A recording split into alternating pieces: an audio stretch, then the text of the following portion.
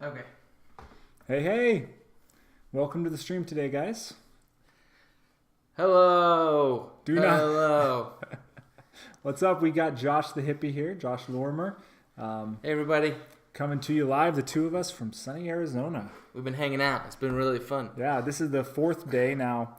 We've been doing filming video tutorials for painting. So it's been a lot of fun hanging out, doing some painting, doing some gaming. Yeah. Going out and having a good time on the town. Yeah, we did an escape room last night. And we beat it with We did. What was it, 6 minutes left on the clock? I think something like that. 6 or 7 something. minutes. And we were told it was the most difficult room in the place out of about 20. I think a 20% success rate. Success rate. You can't hold us down. No, you can't stop us. We're too good. Right. It was cool. It was a submarine theme. We were stuck on the bottom of the ocean. We didn't have enough air to refill our ballast tanks to get back to the top, and we had to escape from Captain Nemo and get back up to the surface. That was pretty fun. Yeah, it was a lot of fun. So how's everybody doing today? Everybody good? Good Sunday. Blue's here, and Cass, and Zandog, and Chad, and Ozzy. Yeah, man. Yeah, it's good to see everybody. It's awesome that you can make it today. Oh, and Gorilla's wife's on. Gorilla wife! Alyssa, Woo! you rock. Yep. We had such a perfect team for that room. Like, everybody was contributing. It was awesome. Yeah, it was really cool. It was a great room. Luckily there was a video game. Yeah, there was a video game piloting the sub. You were the sub pilot. I was pretty much just watching everybody solve the puzzles and figure things out. I had a stethoscope. Oh wait, no, a periscope. Periscope that nobody really cared for. It's it was painted on the front, so it was why, what's the point of it? And so I'm just walking around with this periscope the whole time, and I realized I probably shouldn't talk about. Can you talk about the way? Maybe just more vague. Okay. Than exactly. I discovered there was actually a point to the periscope, but I won't explain more. Yeah. Then there was a video game, and I became much more useful. And you and I were kind of having to partner up from across the room. Yes. Because there was something about the way the sub worked that required this other control panel that was really wonky to control. And I was overdoing the control panel, and you were piloting the sub, and you're like, I need this. And I had to monkey with everything to get things going. You were like the engineer, and I was like the pilot. It was really... More power, Scotty. Need more power. You were Scotty. Yeah. And I was Geordie LaForge. Yeah. Oh, man. We just mixed. Speaking of... Well, there was that episode of The Next Generation, though, when Scotty was actually on it. Yes. Yeah, they found him. Yep. So not totally against King. I don't remember who the engineer was in Next Generation, and I don't remember who the pilot was in the original series. Well, Geordie was the engineer in the Next Generation. Well, first he was... Oh, that's right. He was chief engineer. I thought he was the pilot for a little while. Wasn't he the one at the front that... They probably... Some in the his early... His jobs changed. Yeah, probably changed. Yeah. Wesley Crusher ended up being the ensign, the pilot later in the series. Right. Data would do it sometimes too.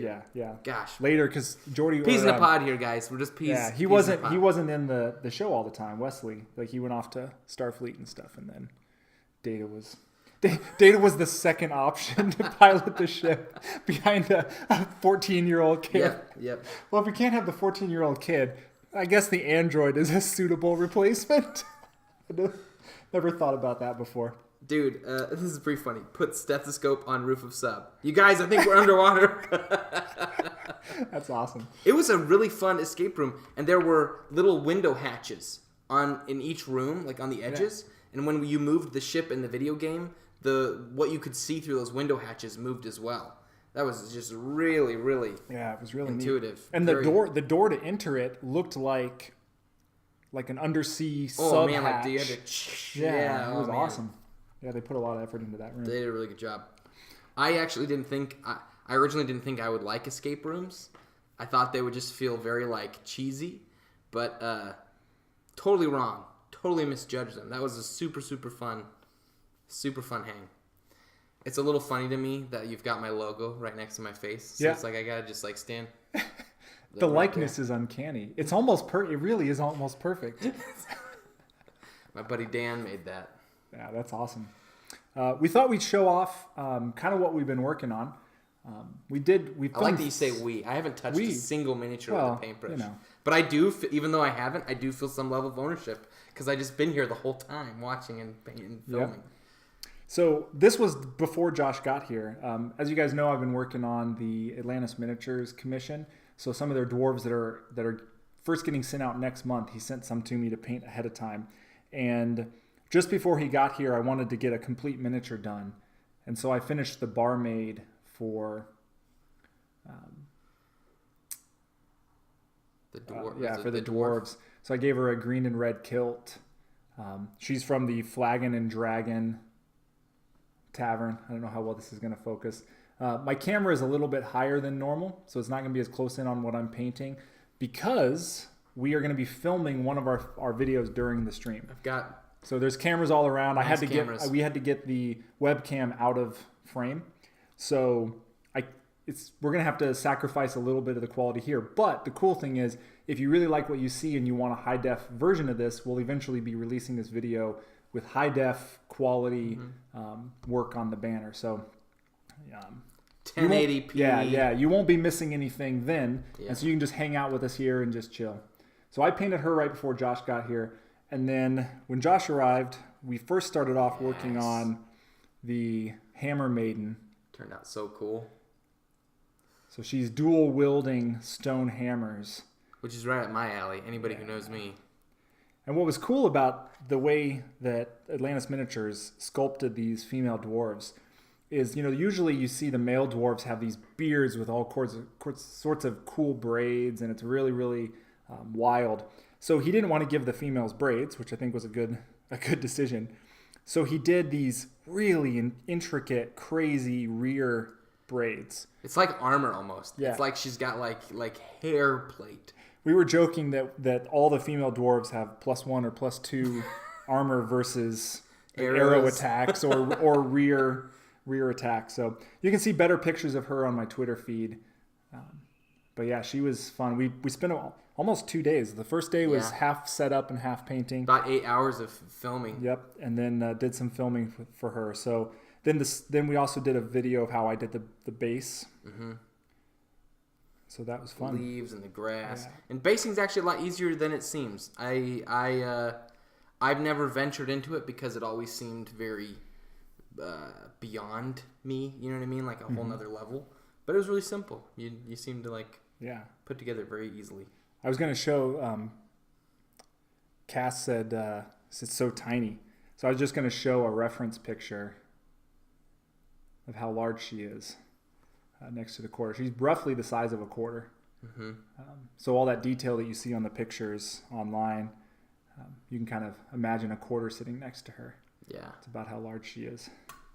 But it seriously turned out awesome. Yeah, she was so much fun. She was the one I was most looking forward to paint in the bunch.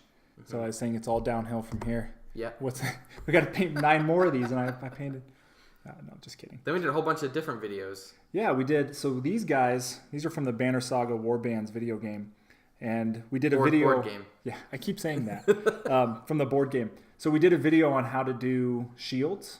So both painted shields with a design on them and how to weather them a little bit. And we also did just how to do a normal wood unpainted shield. And then these guys also have different cloth around them. So how to do a jean denim material, how to do a corduroy striped material, and how to do like a textile or linen or burlap texture to the cloth. We made videos for those. Yep. Then some of my favorite we did a thing on color theory. Yeah, so we were talking about mixing colors and primary colors and secondary colors and color theory. And so I was kind of mixing paints as we go to talk about different aspects of color theory. And we also did some things about paint consistency.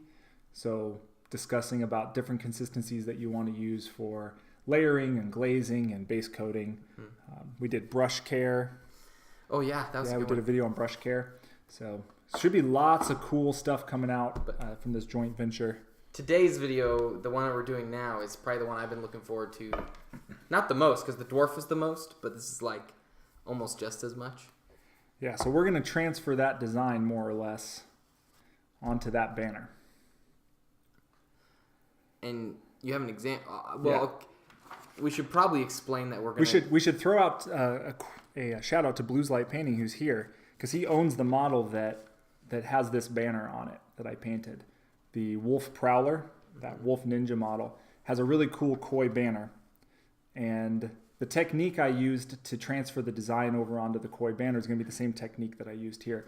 So the idea is I'm going to create a grid on the banner and then use the grid as a guide to help get the design to have the correct proportions. And yeah, Zandhill, he does do it is freehanding. Yeah. We should probably explain that we'll be filming a video during the stream as well.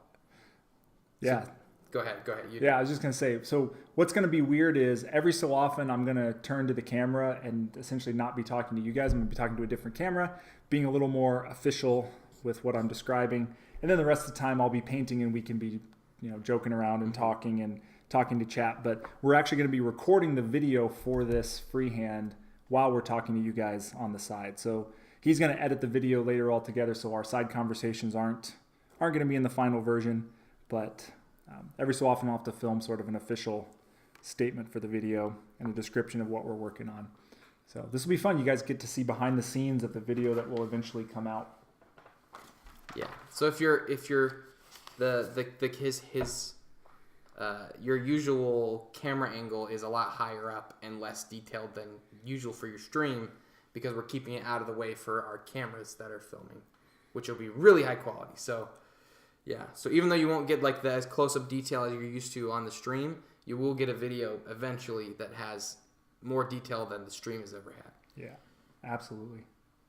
Cool. So let's get started with this. We're going to film a little intro to start talking about. I'm going to discuss about the idea of creating the grid, and then once I start painting on here, then we'll start responding back to chat again, and there we go.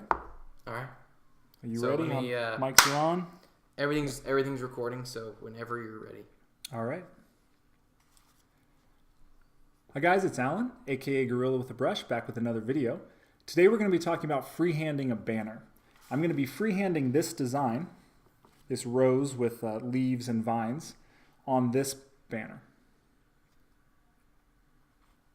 You want to maybe talk about the first one that you did, or the koi fish? So I've done this idea before, or this technique before.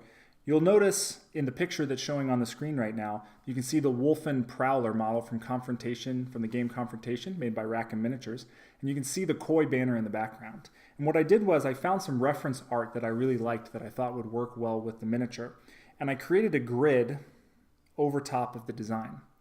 I then painted a grid really lightly onto the banner itself and used that grid as a guide to help transfer the design over. Once the basic design was there, I was able to then do some shading and highlighting and really make the design come to life. And we're going to show that technique today. Again, transferring this rose onto the banner. So the first thing I'm going to do is I'm going to start off by drawing my grid lines. I'm going to use just a light gray. I want something that'll show up okay on the banner itself, but be really easy to paint over so that it doesn't show through the layers that I paint above it. Now normally I would do a technique like this where I would have my grid and I would measure the banner itself, and I would figure out essentially what the scale factor is between them. I would create a ruler using what the size of the grid lines need to be on the banner itself in order to reproduce approximately the correct number of squares on my banner. I'm going to actually do something a little bit different this time, only because the banner has a nice seam running down the center, which helps me to break it up into two parts, and each of the sides is going to need 3 squares. So it should be pretty easy for me to eyeball how wide the squares need to be, and then I'll just draw horizontal lines to create squares. But again, if you need a better guide, create a little ruler out of tape. You can tape the ruler right onto the banner, put some little dots, give you guidelines, and you can paint the grid line that way.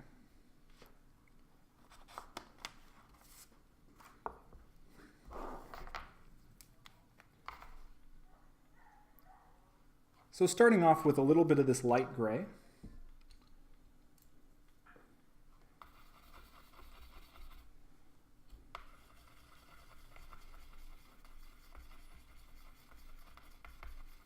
I'm going to try to paint these lines as thin as I can, but these are going to be completely painted over, so they don't have to be perfect. They're just to be used as a guide.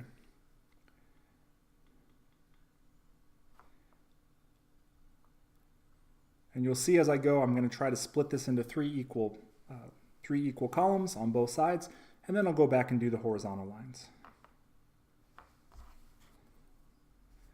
All right.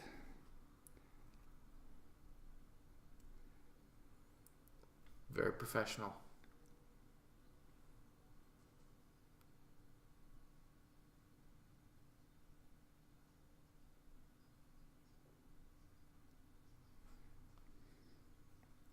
Is anybody painting along with us out there?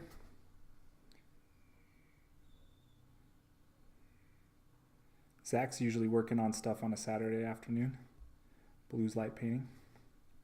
Saturday afternoon. It's not even Saturday, it's Sunday. By the way, Zach, I saw your orc. Looked awesome. The one that you sent. Alan showed it to me. With a little bit of the blood in the snow.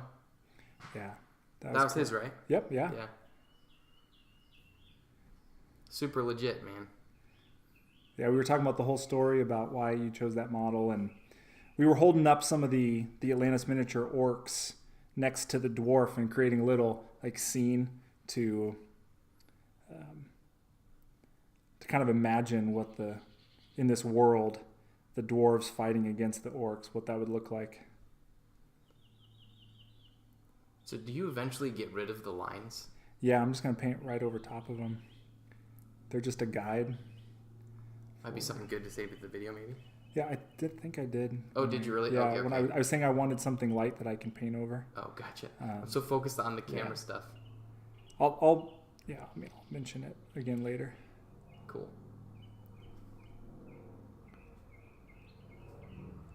Is this Banner from Banner Saga? This is from the Banner Saga board game, yeah. So the idea behind it is, I was telling you there's different levels. So the guys can be bronze level, silver level, gold level. Yeah. And so the higher it is, the more power they have, and they have some resistance to damage from the smaller guys. So the idea is every base has like a little hole in it. Yeah, right? yeah. And I so noticed those. Yeah, so the banners get stuck down into the holes. And so if there's no banner, he's a bronze level. If there's one of these banners, he's a silver level. And then they have a more intricate banner for the gold level. The problem is that the banners don't stay very well. And so we devised a different technique to distinguish the different levels. So we don't even use the banners anymore. And what's funny is, as I was thinking about what I could freehand on to do this banner, it took me a while to remember that I had them. And I've been lamenting recently about how, like, man, I really wish I had some banners that don't have any sculpted design on them that I could do some cool banner designs on. And it didn't even occur to me that I have about 20 of them sitting in that box until I was thinking about what I could quickly prime up and use for this. Nice. All right, so I've got the rough width of the squares I need now. I'm going to go back and try to do horizontal stripes to break the entire thing into a grid of squares. Doesn't really matter to me where I start.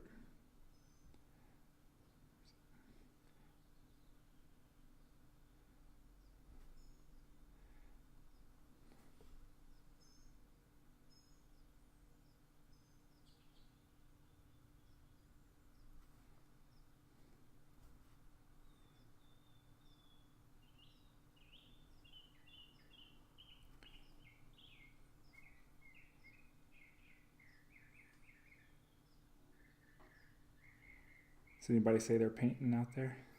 Zach is. What are you working on, Zach?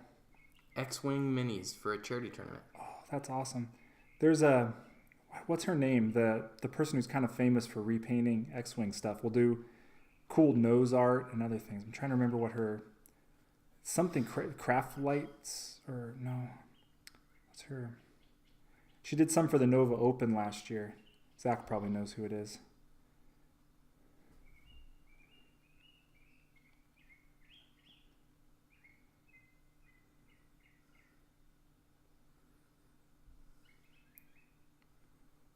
It's such a cool idea because the the X-Wing miniatures are painted pretty decently, but when people reprime them and then go to town, man, they do some really cool looking... Make some cool stuff happen. Yeah. Have you seen those ships in person? What, those X-Wing No. I have games? I have some... I have the... I forget what it's called. That kind of Star Wars game with ships and stuff. The X-Wing miniatures or Armada? Or, yeah. I've got the X-Wing game with some of the base stuff that comes with it, but I haven't really ever... Yeah. All right, so I definitely have enough squares. So I have 6 squares wide, and I have at least 9 vertical. And so I'm going to start to paint the design, working here right in the middle and working my way out. Now on the grid here itself, we have black for the vines and the leaves, but I'm going to use green for that. And the colors I'm going to use are blood red to base the rows, and Sherwood green to paint the vines. These are both from Scale Color.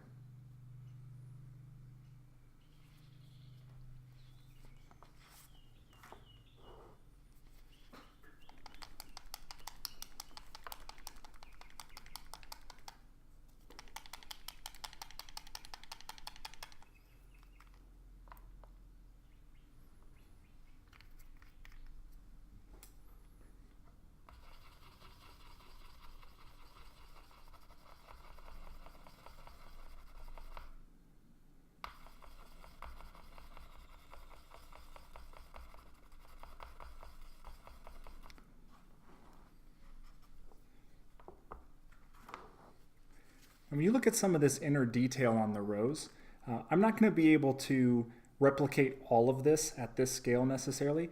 And for most of it, I'm actually going to go back and put it in later at the end. So I'm just going to get the general outline shape of the rows, and then I'll do some shading in there, and then I'll go back later and add some of the actual line detail around inside of the rows.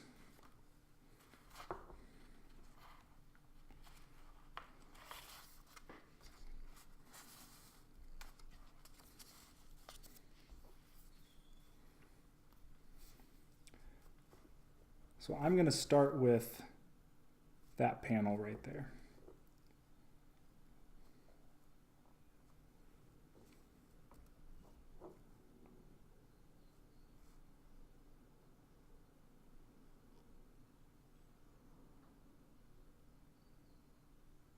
Now I don't have to worry about getting a completely solid color on this because I can always go back and add more layers.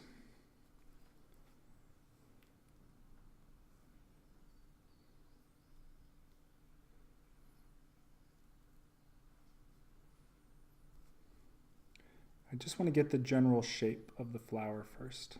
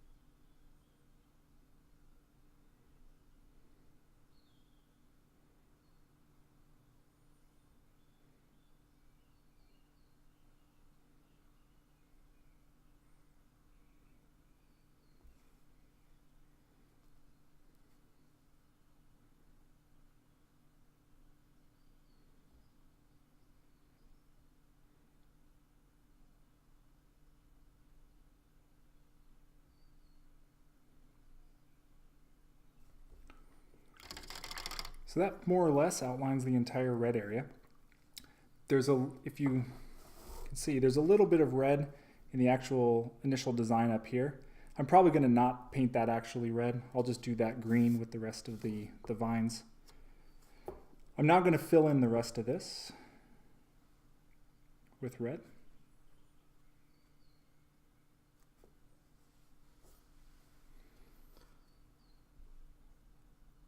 I'm I'm going to try to at least suggest a little bit of where these detail lines are going to be so I can remember where the shape of the rose is.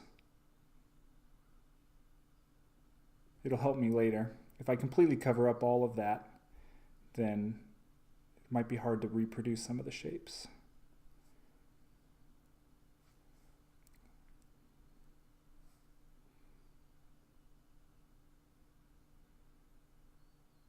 Could you talk about how you first started coming up with this way to do freehanding? Well, I'll tell you what, I'll give credit to Stefan Rath for really solidifying this technique in my mind. I had always done something more where I would put some reference dots on the miniature. So maybe if I was doing a design in here, I might just put some dots to kind of mark out where things would begin and end. And then, kind of work within that. But he was the first one that I actually saw do the grid technique, and I thought, oh, that makes a lot of sense because you're just painting over the grid lines anyway. So credit to him for that. Like I said, I used to do dots, and the dots wouldn't necessarily follow a square pattern. It would be more where I thought things would end and start, or kind of tracing out the shape that I wanted to draw, but doing it with dots. So there was some Signar models I did for the Privateer Press game where they would have a swan design, and I would sort of put the dots along where the key parts of the swan shape would be to trace out what I was going to paint in a little, as I filled it out.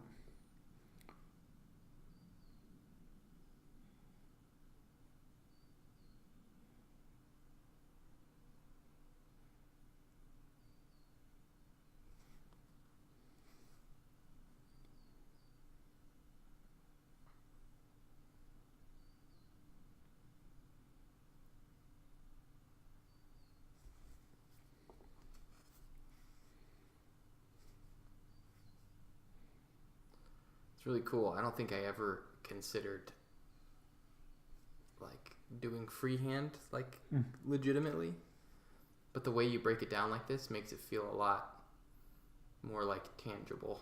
Yeah, you're not just like doing a canvas painting or something where you're really starting from nothing.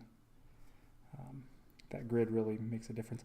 And now that you mention it, I actually recall, which is funny why I've never thought about doing this on miniature painting until I saw Stefan do it, was when I was a kid, I used to get the BattleTech rule books that had all the pictures of the giant battle mechs. And I used to create a grid on a piece of paper and then put a grid over the battle mechs, and I would redraw them at like 3 times scale using the grid line idea to reproduce them pretty accurately. And it's funny that it never occurred to me to take that over to miniature painting. You mentioned Stefan Rath? Yeah. Is that another miniature painter? He is. He's one of the best in the world. He is the guy who designed the miniature holders I use all the time. Oh, okay. That's the dude. Rathcore. Yep. But if you go look at his stuff, like if you Google his name, his stuff will just make you cry. It's so good. Oh, I don't know if I should do this.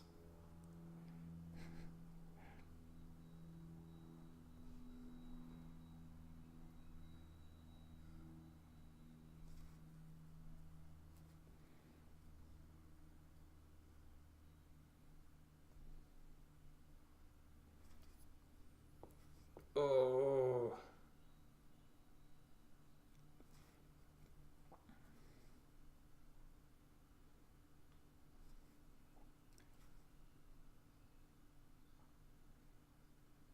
He's really known for his banners, which is why I watched a video one time of him doing banners. Kind of ripped this technique off of him.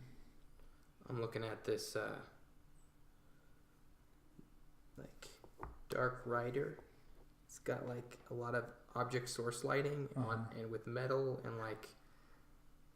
yeah, that's just, holy moly. What's funny, he posted the other day that he hasn't painted for the last 2 years because of all the success that his miniature holders were doing and how much work it was creating for him. Yeah. And so he's just now starting to pick up a paintbrush again after 2 years. Like, I couldn't even imagine. Yeah, that's pretty nuts. It has to have been he has to have been just like overwhelmed with the demand for those. Yep. He found an untapped market. Yep. Well, now there's a lot of companies following suit. Games Workshop just put out their own miniature holder. Mm-hmm. And I don't know if just the demand or the popularity of his miniature holder sort of prompted them, or if they had it in the works for a while because of that demand. But theirs only has the handle. It doesn't have the bracing for the upper part. I wonder if he not copyright, but patented. I hope he did. Yeah, having that bar on there. Yeah. All right, I'm going to let that dry, and I'm also going to, just to get an image of how things are working here, I'm going to switch over to the green.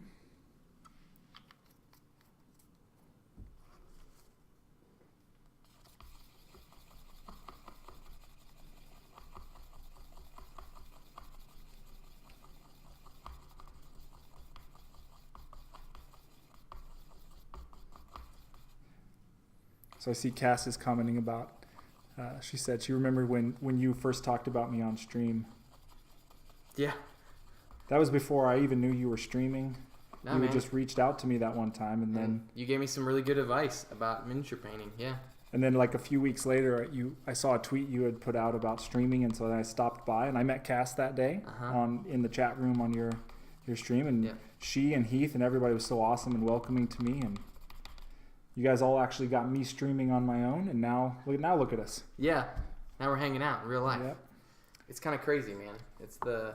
Oh, sorry. You're gonna go ahead and do your... No. I was just going to start painting. I wasn't really going to describe anything. So.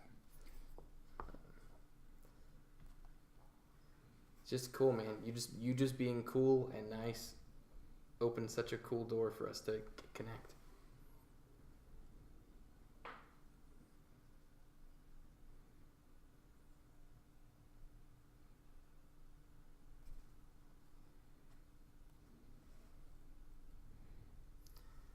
And it definitely encouraged me in my head to go, like, if there are people that are doing cool stuff out there and you want to talk to them or interact with them, I think most people just assume that no one's going to respond. You know what I mean? Right. That people won't respond back. Because my first inclination was like, okay, Alan's probably like a really good painter who gets people asking him questions all the time. You know what I mean? Like, I doubt he'll want to answer a couple questions for like a total novice. But you sent me back like 4 long messages giving like me all kinds of notes on things to consider, and I was nobody. You know what I mean? I wasn't even somebody you knew at that point. So you had no reason to spend that kind of time.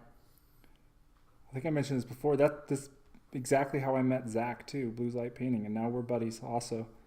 In fact, I get to go hang out with him in about a month and a half or so. I'm going to be out in the DC area, and I'm going to get to hang out with him and his wife, hopefully. That's going to be a lot of fun.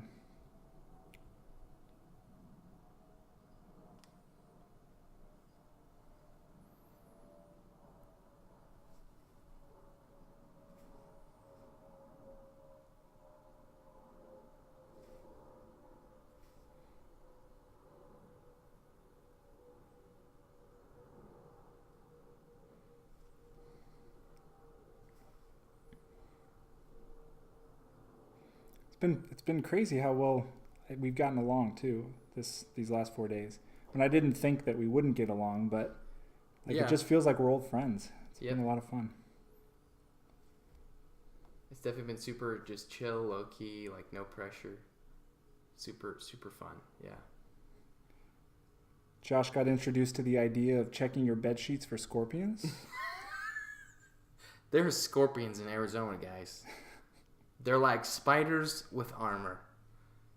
Alan showed me where I was going to be sleeping, and he said, we've only seen 4 scorpions in here the last 2 years, so they're not super regular.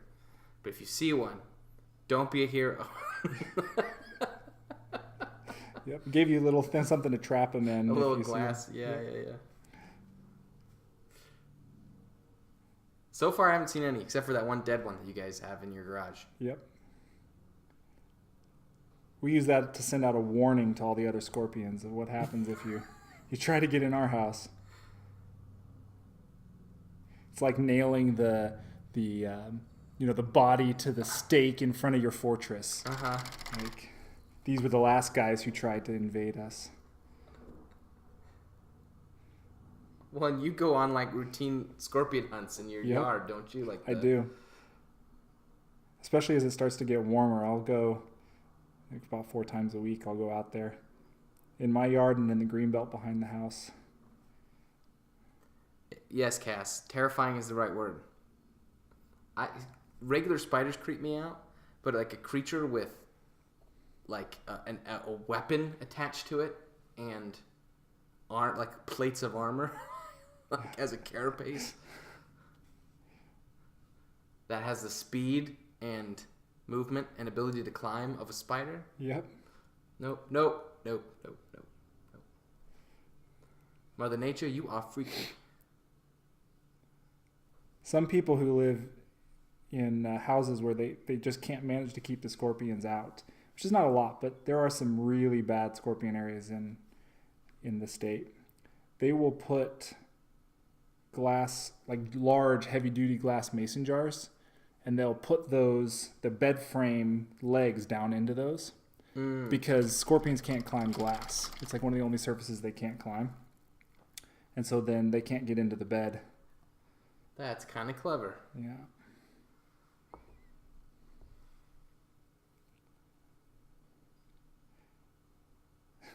This is a great public service announcement for visiting Arizona. I will say though, like, aside from the very like subtle threat of scorpions, your guys' home is one of the most peaceful. Like, it almost feels like a resort home. Like you'd come here to like relax when you need to get away from the world. So I imagine it's a very nice place to come home to. Yes. They got like a little pool in the backyard, and sometimes it's got like water trickling down, and like almost at every hour of the day there could be just birds chirping and life all around the neighborhood. Yeah, it's awesome. All around the house. So when my wife found this house, she was just like, "This is my dream home. I must live here." And I said, as being the dutiful husband, "What? I don't want to move." And then eventually she wore me down. But my paint area, like, but my hobby station.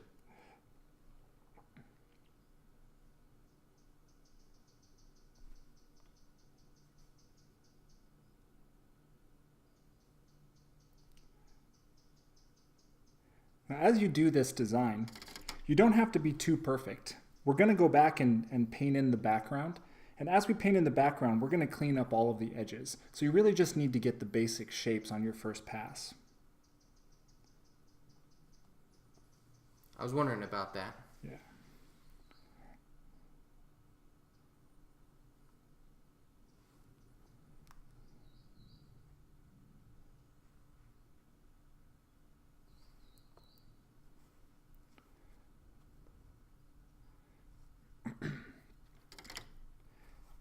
And on a design like this, you don't have to mimic every little swirl and detail of the original. You can be a little free with your design, be a little creative, you can change things up a little bit, especially as you notice that some details might be hard to replicate at this scale. You can compromise and just do your own thing.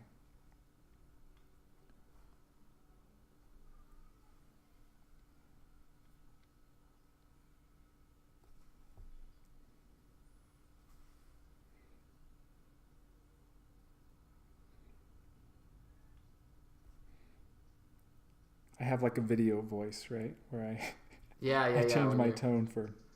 It's like my teacher voice. Yeah. Oh, he's going into explanation mode here. It's good, man.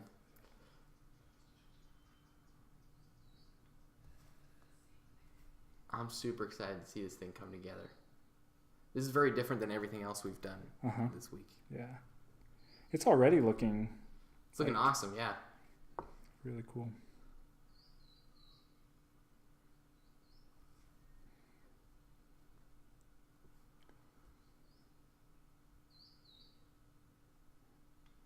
going on in chat land? Anything?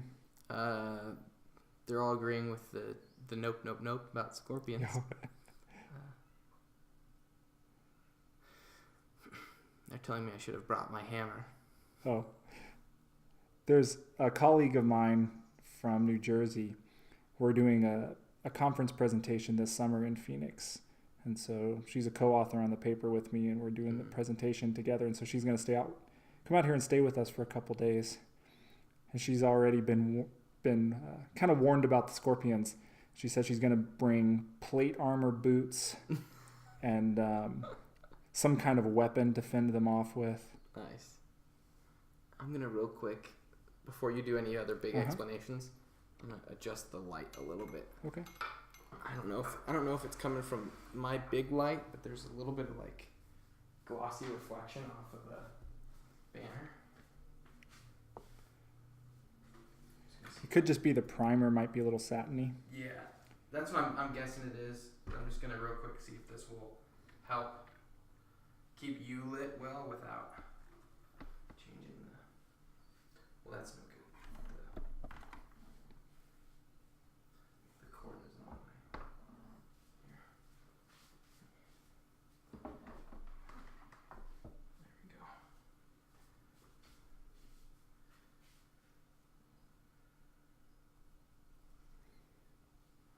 Okay, you're still looking lit. Wow.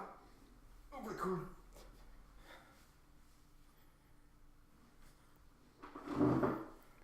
I never did show the picture. I told my people on stream one day I was going to try to find the picture I have of one night when I went scorpion hunting. I took pictures of what the scorpions look like underneath the black light, which is how we find them. When they're kind of glowing blue. They're glowing like a neon yellow, green color. It's crazy. I feel like I'm hunting aliens whenever I go out there because it's so weird. That's pretty cool. They're just completely invisible. Then you shine a black light on them and they glow from across the yard.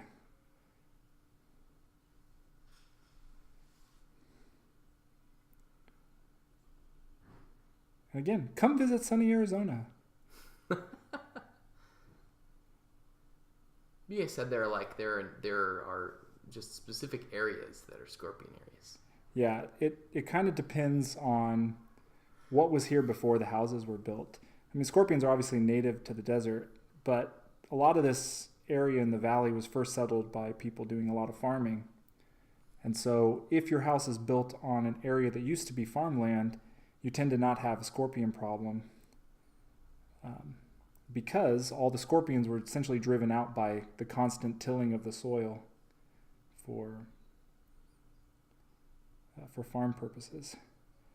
But if you're in an area where it used to be orchard or it was just flat desert before the houses were built, then you have a chance that you could have some scorpions in that neighborhood.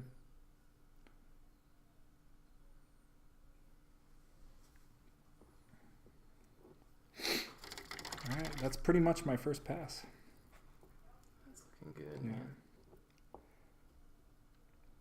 So we have the first pass on the red and the green done. I'm going to go back and continue to fill this in to make it nice and smooth and even coat for all of the red and the green areas. So do you use any of your like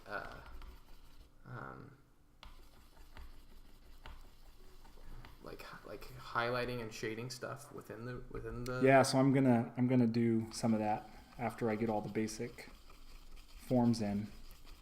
I'm gonna take a darker red and a darker green and start to create some cool shadows and stuff. Cool. I'm not sure the shadows, but just depth to where.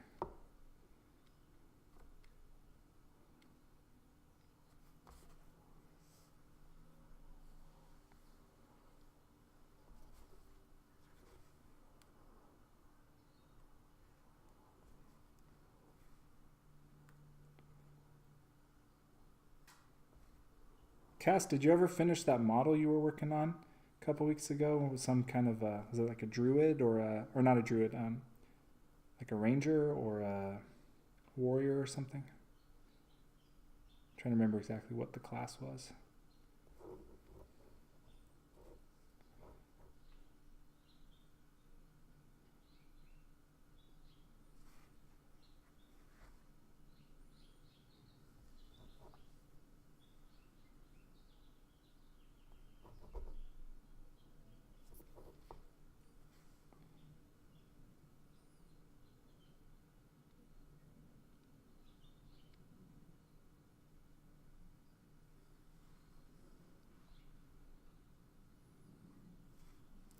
says, haven't painted in a while. Haven't finished yet. Feels bad, man.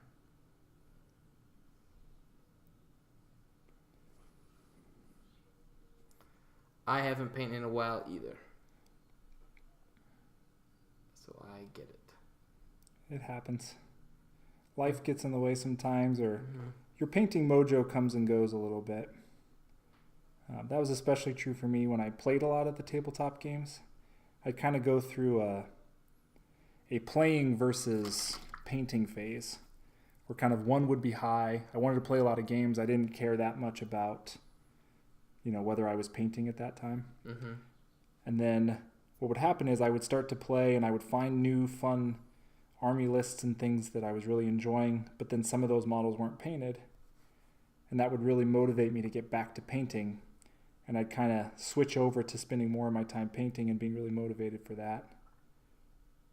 It would kind of switch back and forth. Small Adventure 28 says, looking good. Thanks, man. I don't think I've seen you on my stream before. Welcome. Small Adventure. Sounds like a miniature painter name to me. Yeah.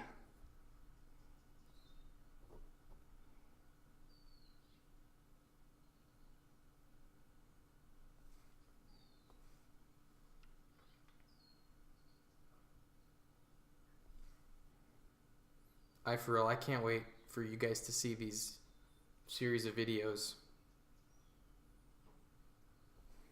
I feel like my own personal ability to paint is going to be a step up from usual. And I'm sure after people see some of these videos that come out, they will feel the same way. It's been a lot of fun chatting painting for 4 days. I really don't have a lot of people to sit and paint with. It's been a lot of fun. Right on. I was curious if painting for 4 straight days was gonna get like you're gonna hit Monday and go like, oh, thank God. I don't have to paint today with a camera over my shoulder. No, I'm sure I'll come home Monday evening and just get right back into it. It for real, it's the only like artistic hobby that didn't become a phase for me. Yeah. So I've gone through a lot of different artistic hobbies, and they all had seasons. You know what I mean? Where I got super into them, researched, read a whole bunch, spent a lot of time on them, but then I just never came back to them years later. Yep.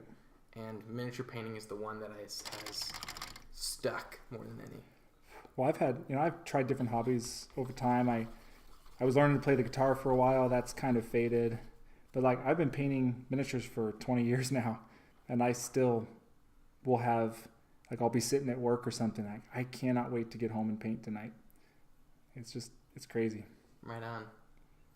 See you later, Zan. Thanks, Zan, for stopping by. Appreciate it. Going to bed. Going to bed? Where do you live? Probably Europe somewhere. Yeah, time zone's very different.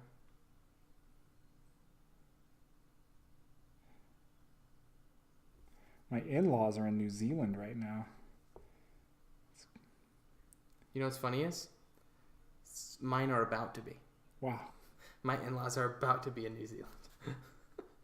We just got an email today of their itinerary. Where all they're going to go, what they're going to do. My father-in-law is a major Lord of the Rings nut. He's read the Silmarillion multiple times. Yeah. Has several books that are just filled with notes and stuff that have been released. Wow. So he's walking the Hobbit trail to Mordor. Huh? Yeah.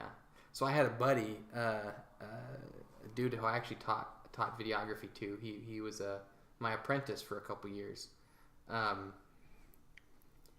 He kind of young dude, and kind of figured, hey, I'm young, I can travel. So he literally just hops the country and goes to New Zealand and a couple other countries. And because he couldn't get a worker's visa, he would just basically work on a farm for cash, for food, because you couldn't get paid. Okay. So he would work there for stay and food and some resources. Yeah. And probably cash. When he got to New Zealand, he went to the actual Mount Doom, the mountain they used for it. Took a video up there of himself with a green cloak with the clasp.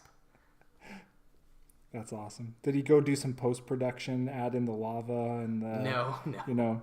No, I hadn't taught him that well. I haven't even taught myself. You didn't give him all the secrets. Yeah. You didn't want him to... Well, I don't even know those secrets, so...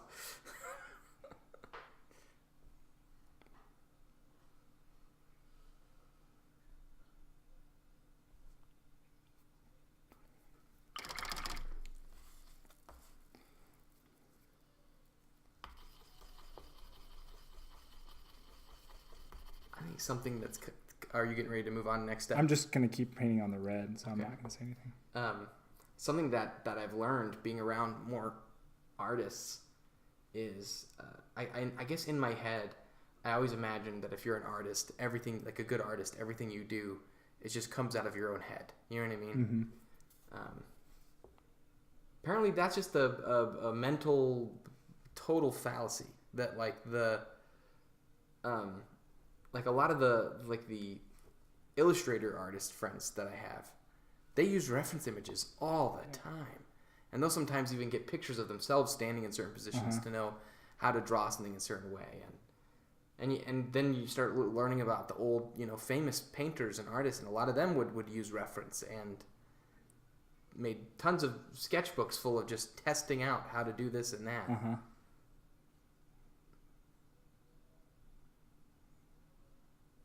And I'm not saying that makes it any simpler or easier, but it makes it more believable. You know what I mean? More like... It makes it more attainable. Yeah, it feels more human and less like some kind of magical gift that some people have. That literally, I think there are two types of artists. I think there are naturally gifted people and people who just put the time in to get better. So I like to think that anybody, if they have the willpower, could get good at a given artistic skill. I agree, and Except for maybe singing. I think there are some people who just can't do singing. Yeah, I agree. I mean, I like to think of myself in terms of miniature painting, sort of like that. I really don't think that I have this natural gift that I was just coming out swinging when it came to miniature painting. It was really a lot of time and practice. That's cool. And so I think anybody could get as good as I am, at least, just by learning some tricks, learning some techniques, and practicing. I do think there are some people that have some native talent that is just, allows them to get to that next level, maybe. But yeah. Can you hold it at an angle, like, towards the lens? Oh, there we go. Yeah. It looks really good. That is super coming along. Yeah, you can see how matte finish the scale color does. I'm getting me some scale color paints, man. Shoot. That looks great. That looks really great. All right, done. Yeah. Peace out.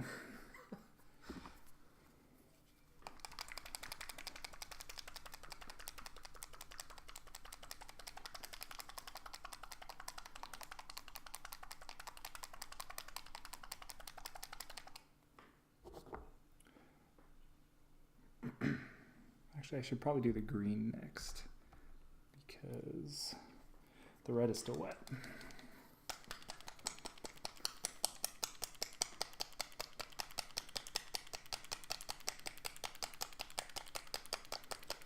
As Cass is saying, it takes a while for it to sink in, but art is just like any other thing in life. Practice is what makes you good. You can have talent, of course, but it really depends on how much time you put into it. I totally agree.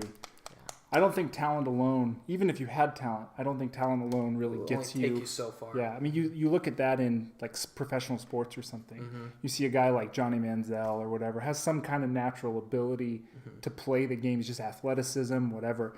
But like, he's a head case, and he completely failed at what he wanted to do because he wasn't willing to put in that level of effort. Then you have Rudy. Who's the other end of the spectrum. Maybe fictitious, but is Rudy fictitious? Is that a real story? It's based on a real story, I'm pretty sure. I'm sure the movie, embellished. That to me is like the best example of just like this guy. It is all about the effort. Yeah. Anyway. Yeah.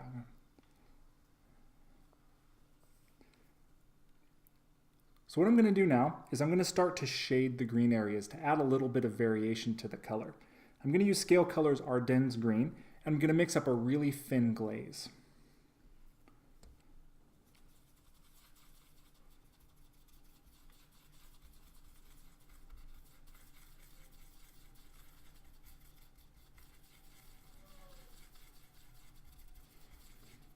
You know, one thing I've been really surprised over the last 4 days is how much the cats have left us alone while we're working.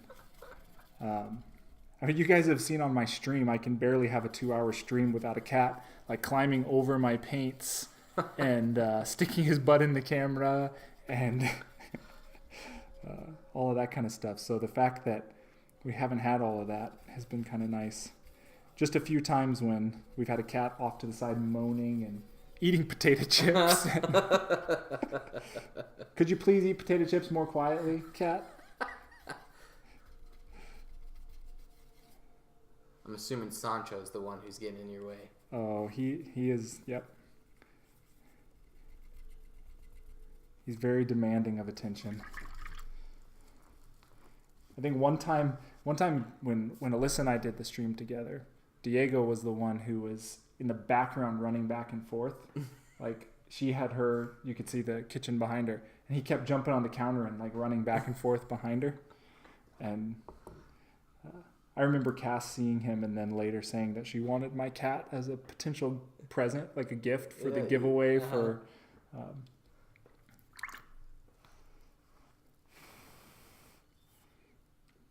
You want to explain this? Yeah. Here?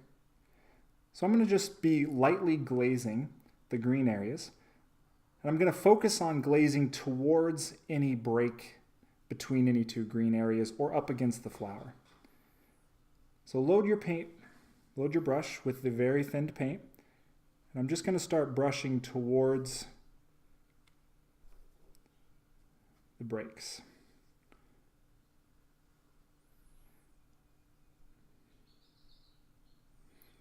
You're going to be doing that pigment pulling, where because the paint is so thin, your brush strokes are going to push the pigment to the end of your brush,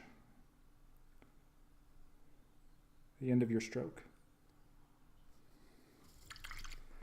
We're going to have to do several coats of this, but eventually the dark color is going to start to gather near the base where we want it.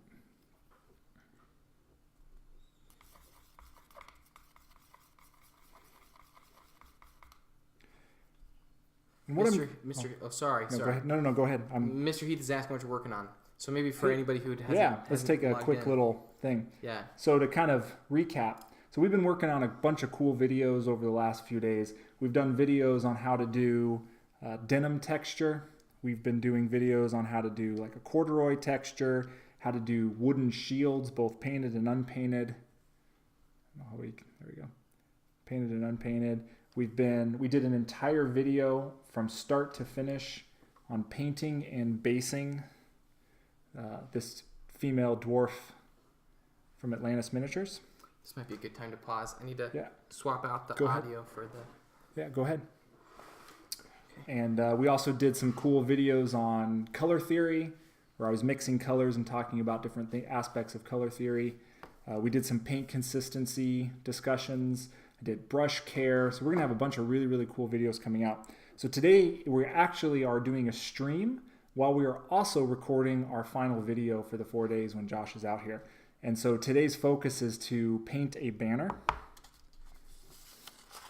And so the banner we're working on, we're basically transferring this design onto this banner. So the first thing I did was I sketched out a grid on the banner, so that I could use the grid that I drew on top of the paper to mimic or reproduce most of the image on the banner. So if you notice, the image isn't quite as zoomed in as it usually is for my stream. That's because we had to get the webcam to be out of frame for the other videos that we're using to shoot, or the other cameras we're using to shoot the video. And every so often I'm going to turn to different cameras and say things that are going to later appear on the video. So even if you really like what you're seeing here, if you just wait a little while, probably a couple months, but if you wait a bit, we're going to get a nice high def 1080p version of painting this banner up on on our YouTube channels. So that's what I'm working on.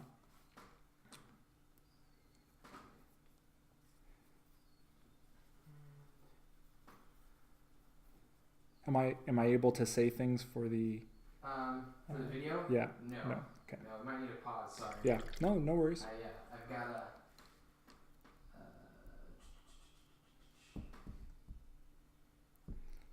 Got to quick transfer the audio files here, because and then I need to delete them all.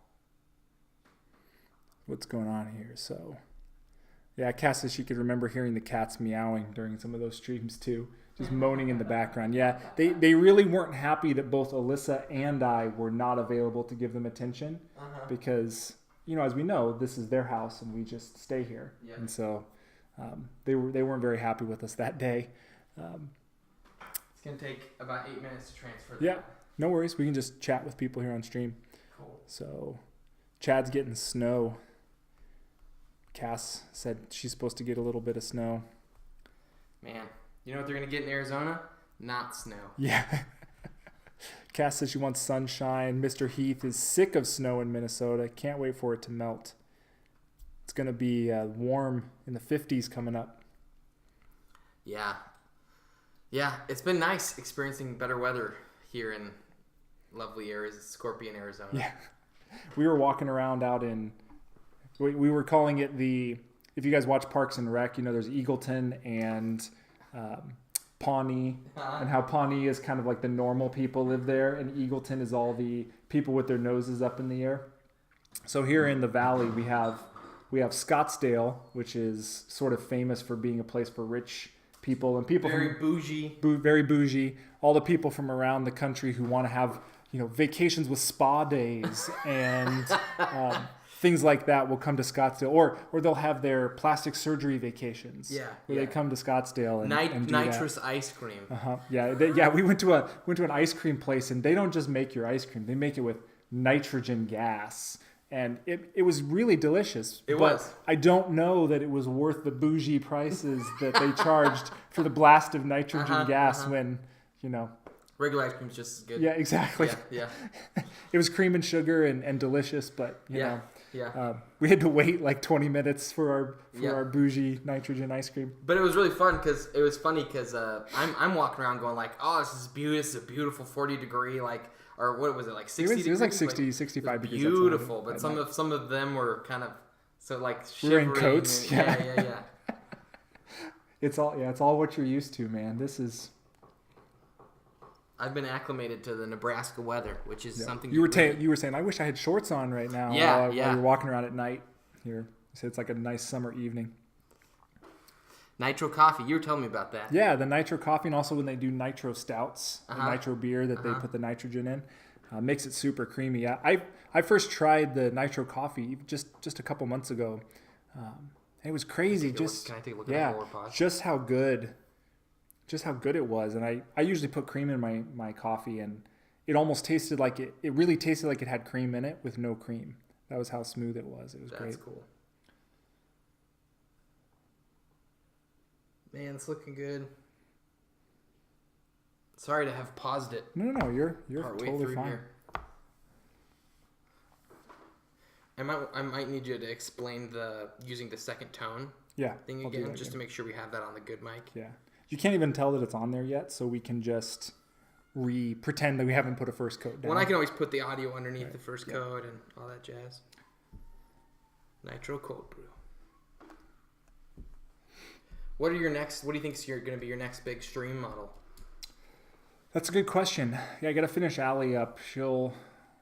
I think she'll take one more stream for just the painting, and then I got to do the basing on that. And I'm going to be experimenting a little bit with doing some weathering pigments and things on the base, because I've never done that before, but I bought some. So I'm going to do that and try seeing what it's like to put a little dust on her boots with that, and try to fix it on the model. So that'll be a little experimentation. So that'll probably be another stream. Is it like textured pigments? Is that the? It's I can grab what they are. It's almost like super fine ground up chalk. Interesting. So you can show the stream on. Okay. That's really interesting. Yeah, so they're all different colors. And essentially how you apply it is you take a brush and you just dab it on there. And so you're literally putting dust on your model. And then you drip some pigment fixer. You just put it on a brush and just tap it. In a kind of capillary action, it'll just go out to where all the stuff is. And it'll just lightly, essentially glue it to your model.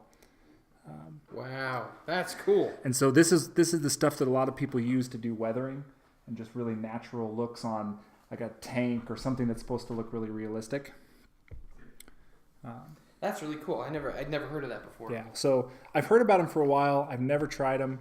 I'm going to try them for the first time on her, and hopefully not ruin the 20-hour paint job that I've been working on so far. Is that one just personal? Like, yeah. I mean, if somebody wants to buy her, if anybody out there wants to buy Allie, let me know. But yeah, she was just for fun. I've been really loving painting some of the larger scale humans. Yeah, like 75 or orcs, those Ouroboros orcs. When I painted those, yeah, I was like, I couldn't even believe how much fun I had painting them. And so it's like, I have to get more like 54 millimeter, 75 millimeter scale models.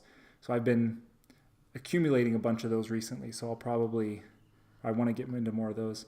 I would love to see your take like one of those old Star Wars action figures. Mm-hmm. They're about that size, and like redo it. That's actually a really cool idea. There's one model, if I can squeeze back out without knocking all the cameras. You're good.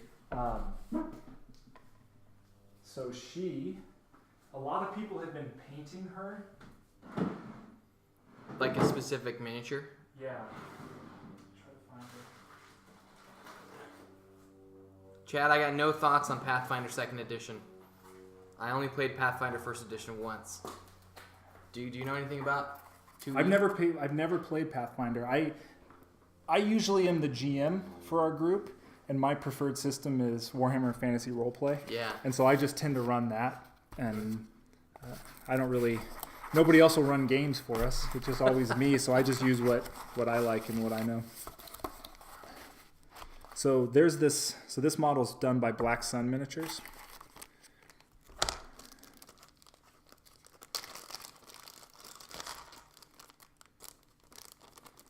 Joaquin Palacios? Is that the... He's the sculptor. Oh, okay. Yeah, so she's Aura is her name. Okay. But she has a tab, so I can't totally stick her head in, but... She's one of these. She's got a shaved side of the head. Yeah. And so that's her cool. head. Then she's got an arm kind of like that. Oh, dang. Right? And then her other arm. Got a sword? Is like this.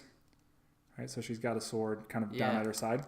But what I've seen multiple people doing, and I don't know if somebody started it as a competition or something, but they have been removing the sword from her hand and creating a lightsaber. And they've been painting her. They've been painting her up as a Jedi or a Sith. Dude. More often the Sith. Yeah. But she looks like she could come from the Star Wars universe. She does, yeah. And so I've seen that a few times, and now I forget exactly what made me think of this. Oh, you were saying about painting the action figure. Paint one of the old Star Wars action figures. So that made me think about how people have been essentially making her a Star Wars action figure by replacing that sword with a lightsaber. It's pretty cool. Like, oh, that's tempting to jump in that bandwagon and try my hand at seeing if I can pull it off. Dude, yeah, lightsabers are awesome. I think we're about to transfer here.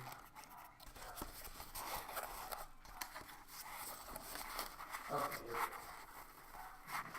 Gorilla Brush, what is that? I missed that. Are you talking about this model?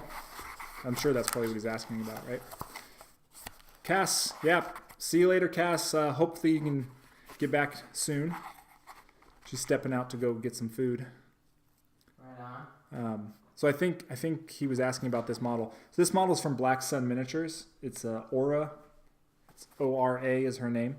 And so Josh was saying about how he thought I should go take one of the old Star Wars action figures. It's been a big thing with miniature painters recently that they're taking old action figures or dolls or stuff that used to come pre-painted, and they're stripping the paint re-priming them and starting over again and repainting them like with really cool miniature painting techniques. So he was saying I should go take a old Star Wars model and repaint it. And so I was just commenting that this particular model, there's been a lot of people who have been converting her to be a Jedi or a Sith.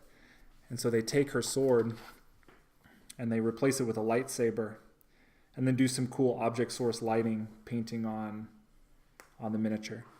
And so it's kind of like painting a Star Wars action figure. Yeah. They're about that size, like those old school ones. They're not super big like modern day action figures. At the same time, those things can be super expensive. Yes. We have a whole box of them at home. My brother used to collect them. Yeah. Yeah, so we're always like talking about like what's he gonna do with them one day or. The funny thing is I used to have so many Transformers, G.I. Joes, stuff that would be worth a ton of money now. Although I always played with them, so the value wouldn't be quite as high as possible. Sure. But I would just go through phases of like, oh, I'm playing with G.I. Joes now, and then I'd get done with that phase and I sold them at a garage sale. And then I would play with like, Transformers, sold them, play with He-Man, get tired of them, sell them. So I had essentially all the collectible toys from the 80s that everybody's like, oh, these are hard to find. I had all of them. Yeah. I had Castle Grayskull. Dang. I had all the stuff that people like today would pay a bunch of money for. And I don't have any of that stuff. I got pennies on the dollar at some garage sale. I still remember when we were having one of our garage sales and I was getting rid of a bunch of G.I. Joe stuff and my parents had been putting the ad in the paper for what was going to be in the garage sale. And one of the things they put was G.I. Joes and toys. And we had people lining up at our garage door before we opened it for that morning. And they went right to that section and were just like hoarding G.I. Joes because, they're kind of expensive to buy for the kids if you could get a bunch of them at a garage sale. Yeah. Like they were, I still remember that to this day. All right, so we're ready to go? Yeah, then we're explaining the shade part for the green. Just as I paint on it? Yeah.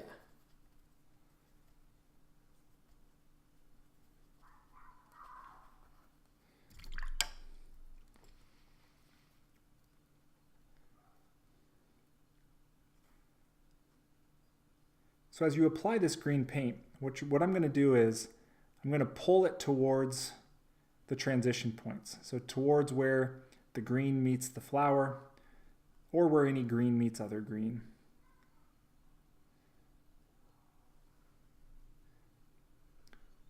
And we're going to be pulling the pigment because the paint's so thin. As we do our brush strokes, it's going to pull the pigment along with the brush stroke. It's going to deposit most of it near the base or near where you finish your brush stroke. And that'll be where the paint starts to congregate. So as we build this up over many, many layers, it's going to start to darken near where the sections meet each other.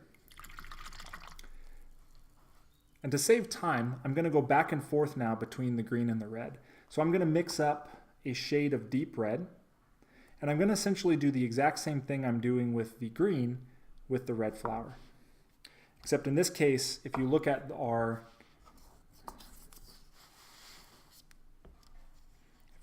art, that it gets darker towards the center of the rose. So I'm basically just going to be pulling the paint more towards the center of where the rose shape is.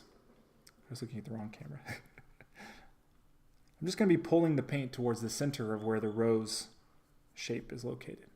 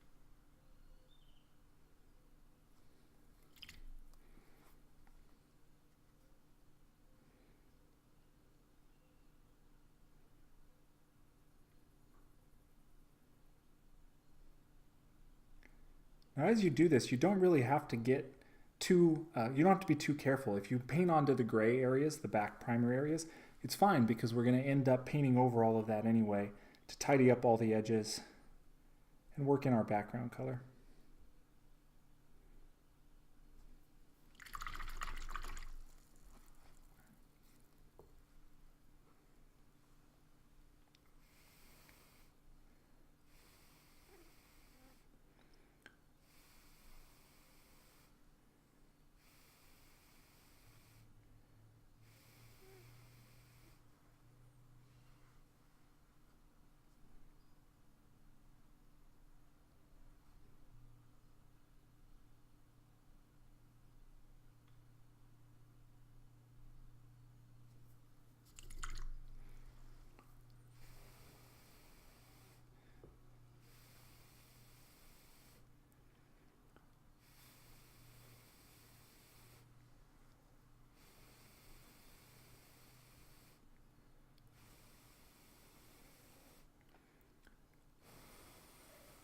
We were joking earlier about giving mouth-to-mouth resuscitation to the models in between each coat of paint just to keep them alive while you're working on them. I've been trying to blow on them to speed up the drying time so we can make that's looking good, the recordings shorter. You can see the shades on the green really well. I might end up having to go a little darker on the red to get it to start showing up, but we'll see. I've only done a couple passes on it. So.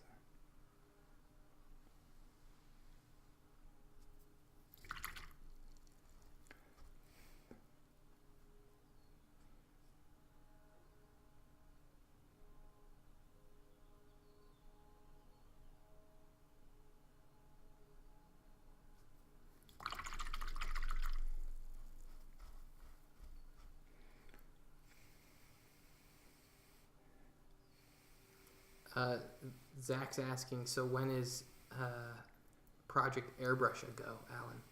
When is Project Airbrush a go? Mm-hmm. What exactly are you referring to, Zach? About when I actually learn how to use my airbrush for something other than priming?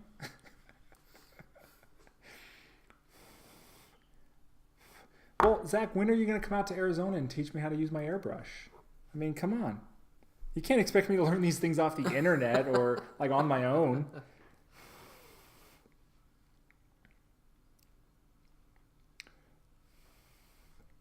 Yeah, I'm going to darken up this red.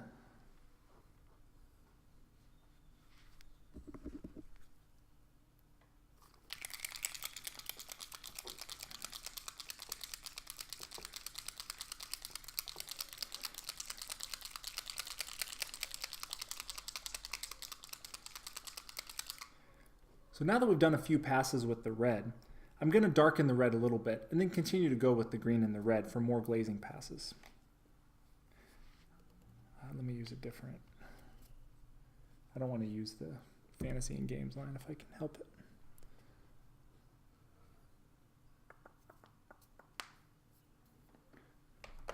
You guys should see what my paint station looks like right now. It started out so like put together. Yeah, I had everything sorted for when you got here, and now all my paints are everywhere. I'll just add a little black to it. That'll work fine. So I'm going to add a touch of black to the red.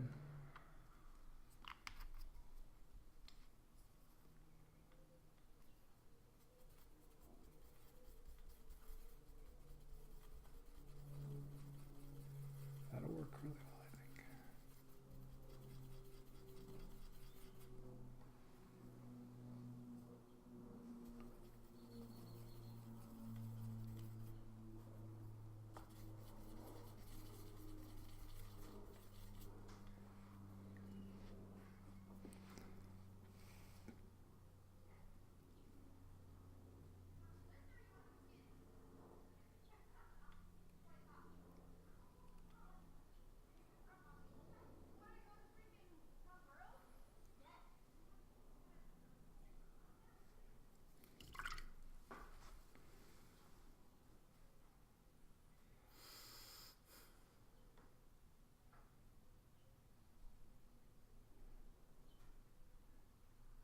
I'm sure Zach can't wait to get out to Arizona and after our great speech about how there's definitely no scorpions here and it's, you know.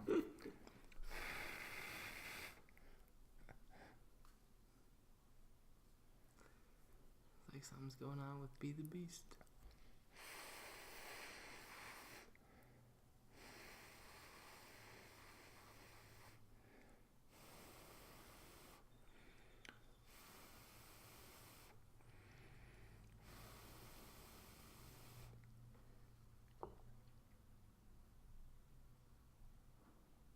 She wants to live in the war. Man, I'm telling you, Zach, you guys are welcome to come out, man.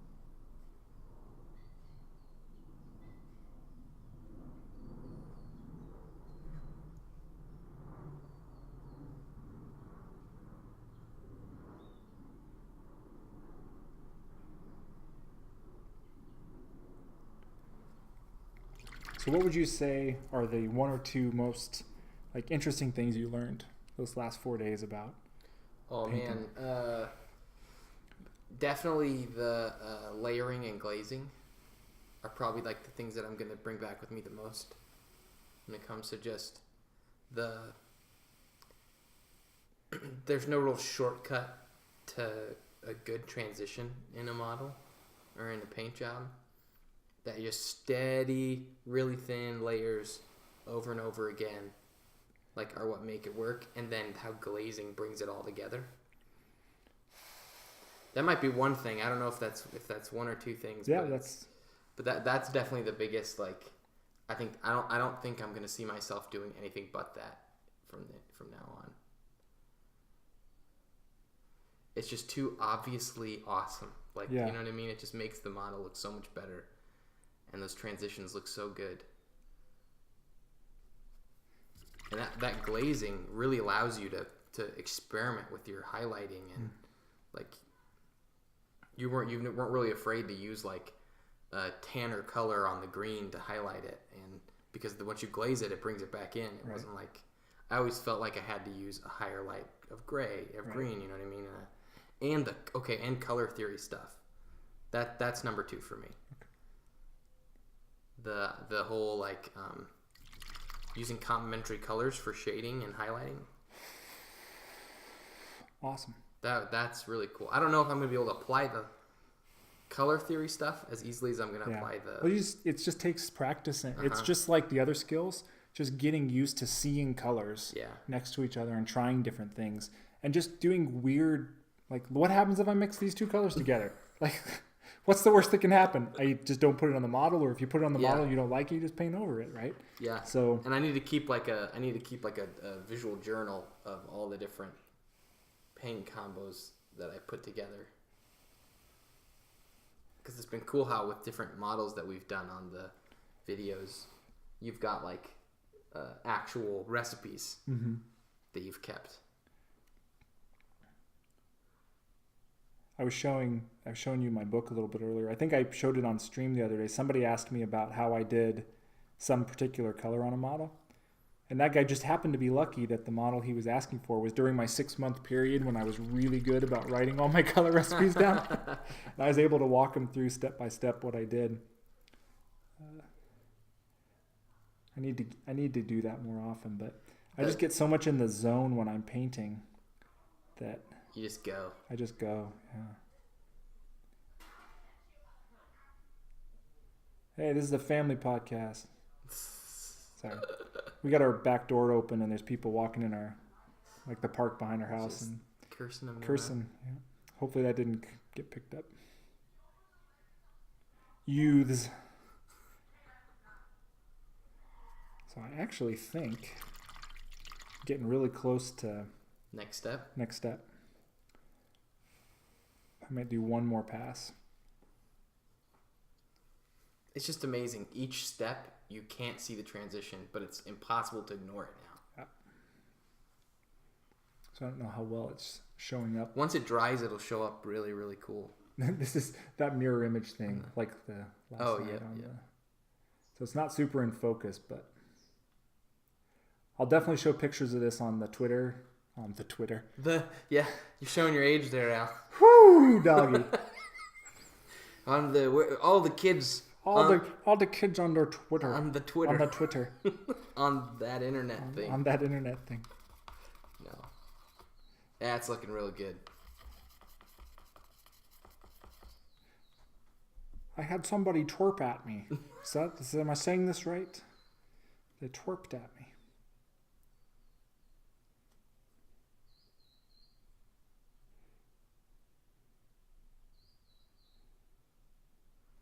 So then you start doing like less and less in like different parts. Uh-huh.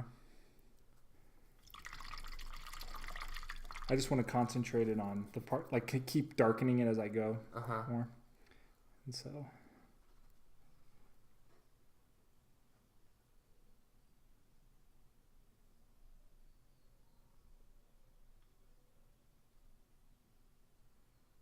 I don't even know how many layers you've put on at this point.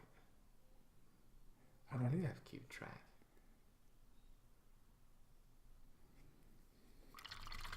I'll count them all out in the final video. Right.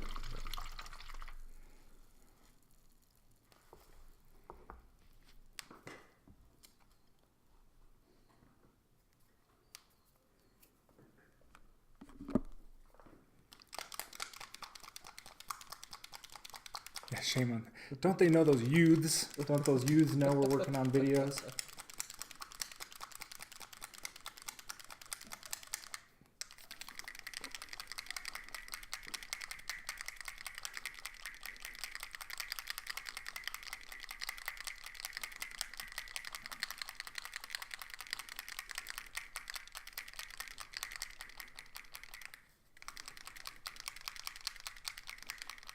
You know what? I have a better idea than black.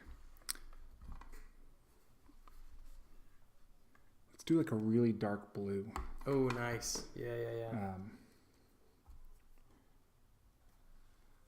I could start with deep blue, which will be almost black. And then I could start like... Let me see. It's a shame. It looks so good in person. It just looks so much better in real life than it does through the camera. Yeah. It still looks awesome on the camera. Yeah. That's a moment of ha guys, I get to see it in person. So what is this for? This banner? No, the blue. What's the blue for? I'm gonna do the background.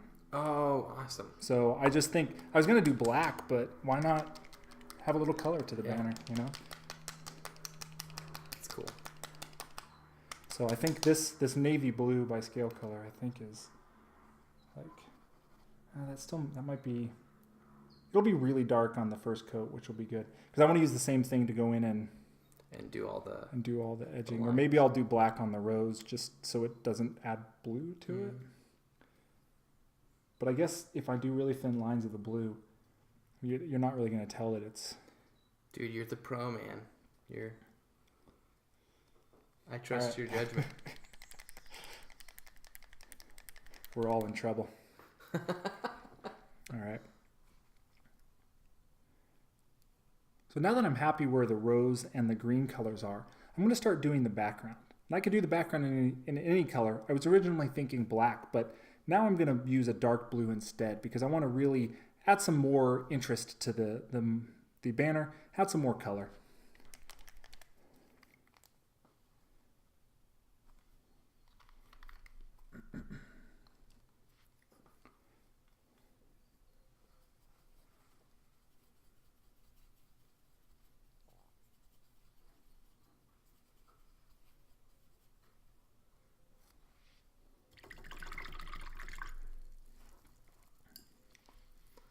It's like you're using the triad. Yeah, it's close. Yeah, I guess I could mention that.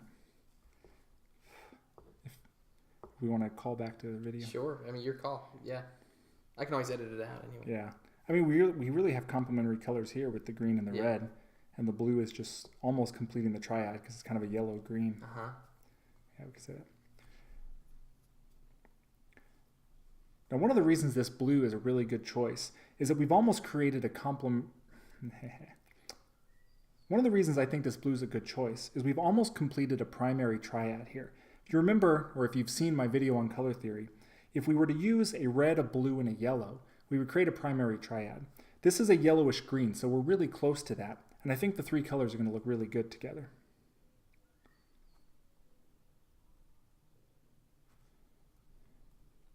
I'm going to begin by just outlining the shapes that are already there.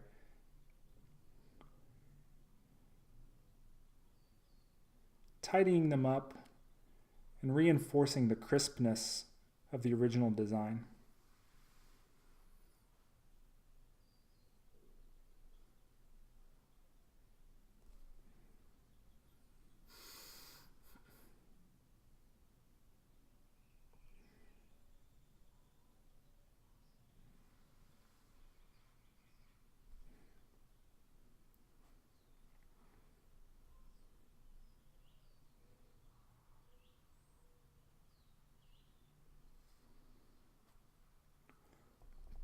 This dark blue will also cover the grid lines really well.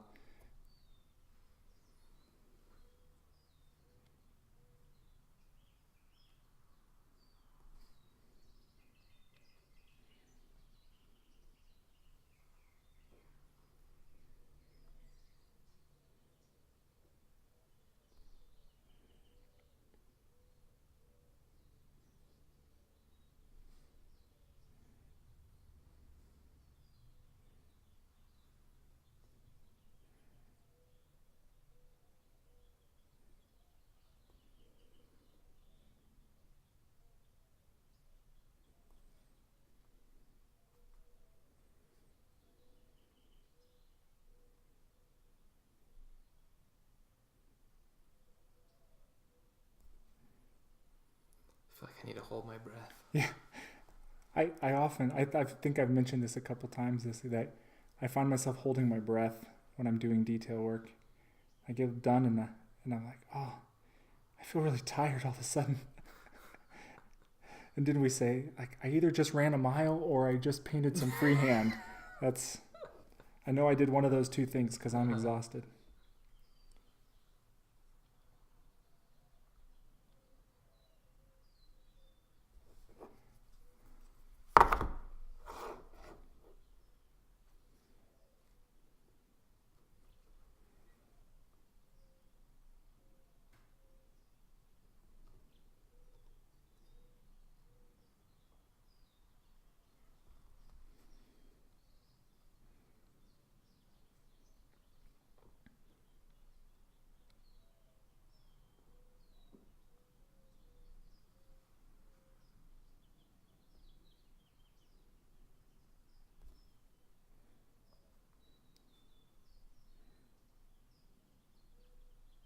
It's hilarious how much fun I think miniature painting is.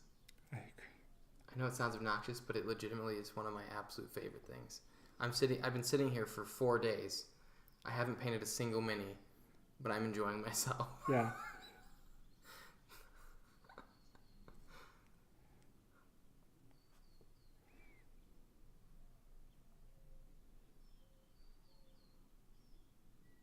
I also just think it's fun watching someone who's good at what they do.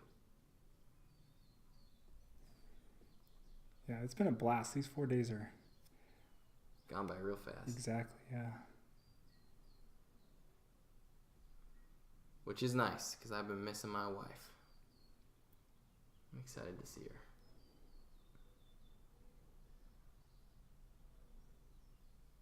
But if these were going really slow and you were missing your wife, yeah, it would just make it the worst. But this has been really, really fun. It's as good as I could have hoped of a trip.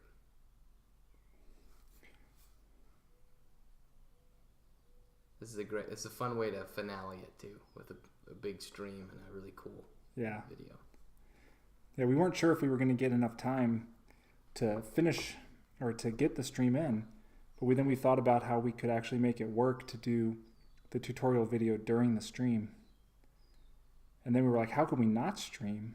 It's going to be so much fun.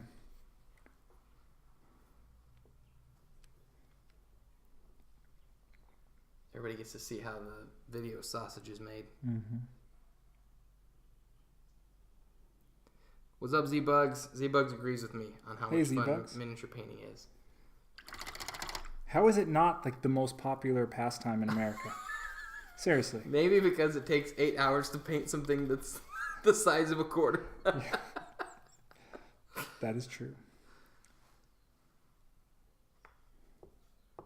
I'm telling you though, if you can get yourself to have the patience and just give it a shot, I think people would really like the hobby. Yep. I mean, especially like even take away like the freehanding and just grab a miniature. And don't grab a donkey, like cheaply molded miniature. Yeah. Grab a decent miniature. And it's basically paint by number in 3D. Yep. And you can make something that you're very happy with as a beginner by just following a couple principles, even if you don't have really great paint technique. And what I like is, especially nowadays, we're like the golden age of miniatures right now. There's so many amazing companies doing cool things. Back when I started, there really was only a few options. You could paint BattleTech miniatures. You could paint Space Marines or Warhammer Fantasy. But like that was kind of it. There really wasn't a lot of options. Maybe some really poorly crafted historical miniatures that were just done like on the cheap But nowadays, man, you can find anything you want. You like anime, you like historical, you like busts, you like anything you can find. Fantasy, steampunk. Yep. Cartoonish. Mm-hmm.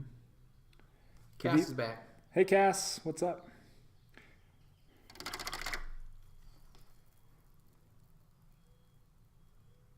So just out of curiosity, I mean, I know we'll get there. Will you glaze this? The blue? Or just the whole banner? No, I'll probably... I didn't think you would. And that's one of the reasons why, and I probably should mention this... In the video? For the video. It's one of the reasons why I started with my like lighter color and then went darker, so that I didn't do the desaturating my layers and then having to go and restore the vibrancy. Gotcha. So maybe when I get to the end and I'll talk about why I'm not glazing this miniature when I've done that on almost everything else so far. Yeah. I was just wondering about it. I was like, I couldn't picture glazing it going over well. You know what I mean? With all the different colors and the detail. Mm-hmm. I mean, you'd have to really be careful to keep it thin. Yeah. And really not let it gather anywhere where you could end up having a buildup of pigment. But yeah, I think I told the joke a couple times. And I'm sure I make it on stream all the time about how now that we've spent all this time painting this, now let's paint over it. It's like, it's so counterintuitive. It is. And if you don't water your paints down enough, it is going to be a counterintuitive. Yep.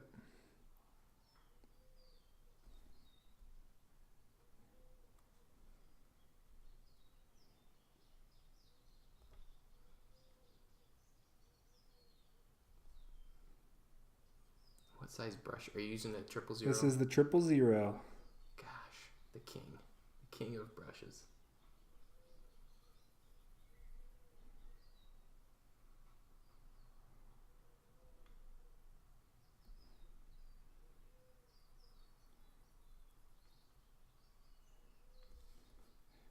If I had thought about it ahead of time, I should have like ordered a 000 for you as like a going away present to now that you know the secrets, young grasshopper.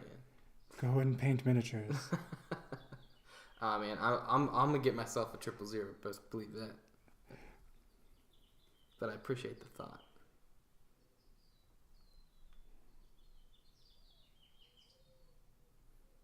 Are there any particular challenges you think are worth explaining to the video about doing this kind of like line work? Make sure to breathe. Let me think for a second. It's really just about going slow. Yeah.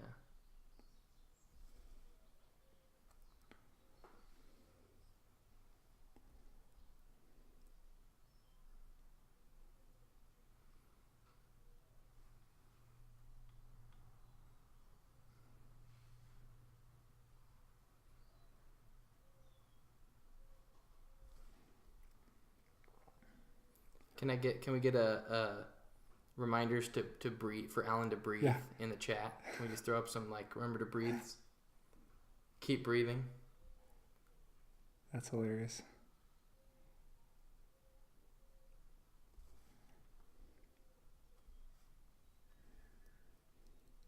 I'll need those every few seconds. Thanks, guys.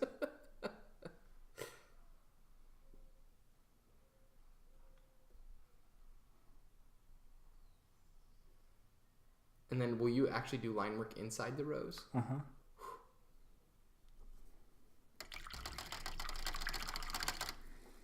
Yeah, I can just...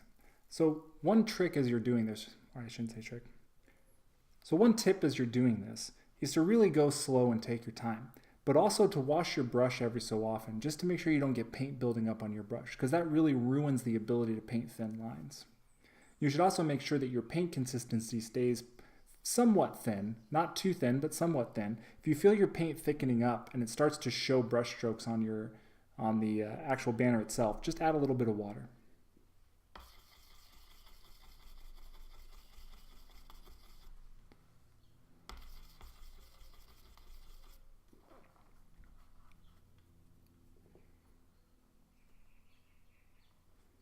Mr. Heath's reminding you to breathe. Thank you. That's awesome. Thanks, Mr. Heath.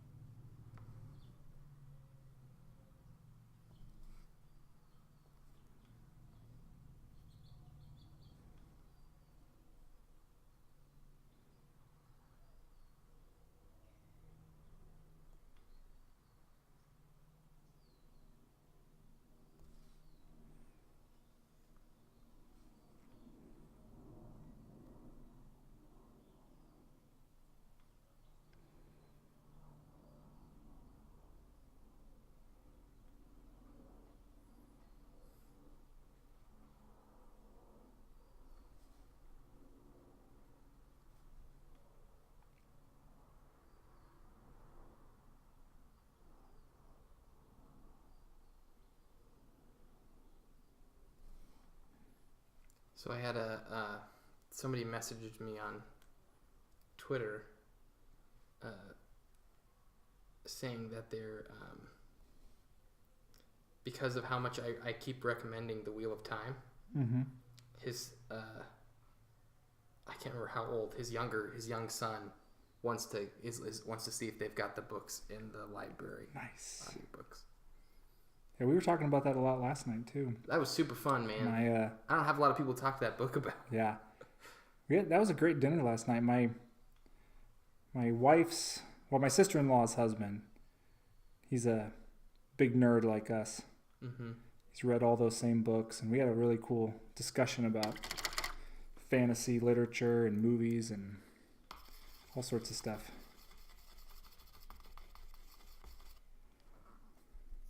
I'm excited, man. I think a lot of people don't pick up that series because of how daunting it is. Yeah. And not every book is as good as the other. So right. It's easy to go, oh, I found a bad book, I'm not gonna do it. But I really think if you'll power through, it's such it ends so wonderfully. Mm-hmm. And that last book is amazing. Oh, and the last three books blow my mind. Yeah. If you can get through the kind of like I don't know, 5 to I would say 5 to 9. If you can get through books 5 through 9, I think 10 and 11 are okay. And I think 11 starts to kind of get back some of what I loved about the book before Robert Jordan passed away. My only disagreement is I would say 6 through 9. Really? Oh, yeah, you like 5. 5 was one of my favorite books. Oh, then never mind. Yeah. I couldn't remember if we had decided that 5 or 6 was. Well, I mean, you might not have liked 5. I don't know. No, you know what? The only book that I took major issue with was book 9. Yeah. Book 9 drove me nuts. I totally understand. I totally agree. It was just the whole book is, which honestly you can skip book 9. You actually, I think, could, and you'd be okay, because all Book 9 does is recap what other characters were doing during Book 8. And Book 8 was the more important. Yes, Book 8 was massive things were happening. But yeah, but Book 9, like, they don't even step forward in the story, really. It's just, what was everybody doing while that really big thing was happening in Book 8? Stormlight Archive. That's the Way of Kings, right? Yeah. I'm on Book 3 right now, Slack 101. Yeah, I read the first 2 yet. I haven't gotten to the third one, but I definitely will. Dude, that's coming together. Yeah. And I don't know how well. It's backwards.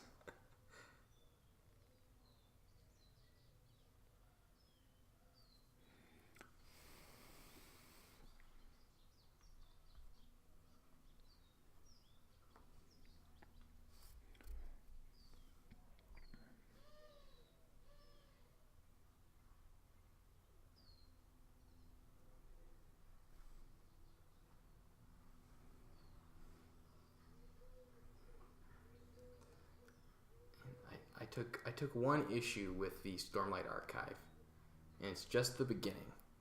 Is Brandon Sanderson, I think, had become so comfortable writing just in a massive story with dozens of characters that he didn't really do much to help you digest all the characters he introduced in that first book. Yeah. He really just shoved you in there as if it was the third book in a trilogy rather than the first. And I'll tell you, as much as I really did love the books in that series, I started the first book, I think, 3 times before I plowed through the first 50 or like I got to maybe page 40 to 60, somewhere in that range twice before I could really like. It was a rough start. Yeah. And I think it was a little bit because he was trying to write a book deep into a story already. And I think some of the action in the beginning maybe required that you cared about the character maybe a little bit more, and he hadn't established the reason for you to care about this guy. Yeah. And so it's not until the second and third book that you really start to feel for the characters. And that's a big thing for me. I really have to feel like I care about at least one of the characters in a story for it to hold my interest. I'm a huge character guy when it comes to books and movies, and if I don't really like the character or don't have any reason to root for him, or like just action isn't going to hold my attention. Yeah. So there's been books that have been highly recommended, and I'll read them and I go, well, that was a great action book. It's kind of like a popcorn Hollywood flick. Like it has its purposes. It was fun, but you don't walk away feeling like it made you think about anything about human nature or get deeply emotionally connected to things. It was just, let's watch some stuff blow up. Truth.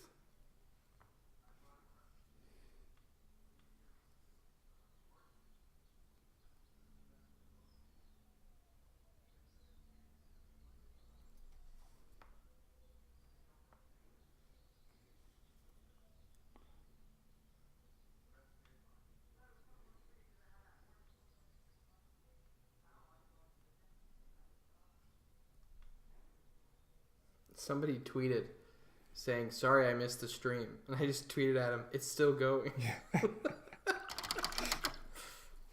No excuses. # no excuses. I should have added that.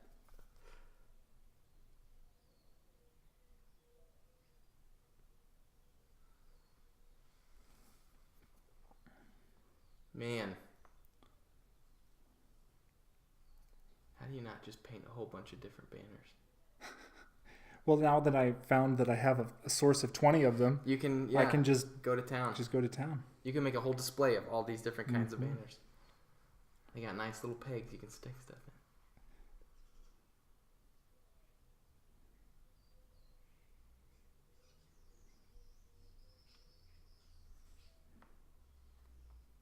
You could have an entire series of banners. You could call it the Banner Saga. Genius. Copyright that, right? Yeah.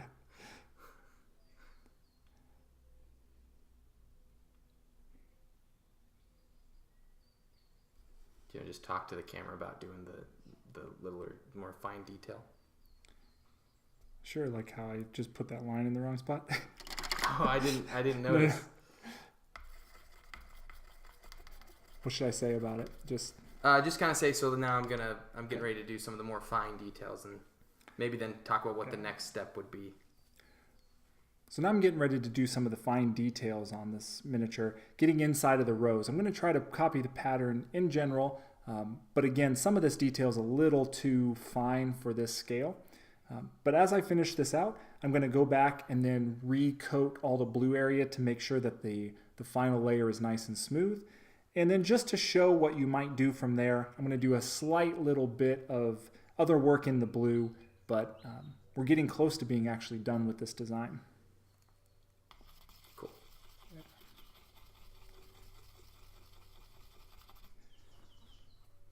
I'm going to...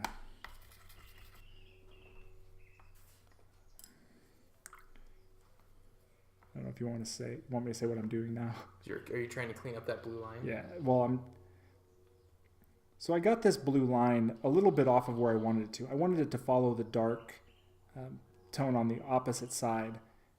So I feel like I messed up a little bit. I'm just going to go back in and glaze a little of that dark red right along where that blue line is, so I can establish a second shadow at that line. I'll come back and hit that a couple times.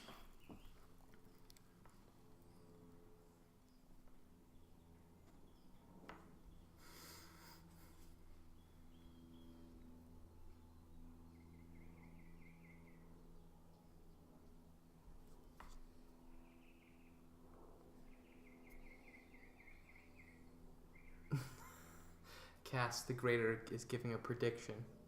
She's quoting you as saying, some of this detail is a little too intricate for this miniature. And then she says, half an hour later, perfect exact detail. That's awesome.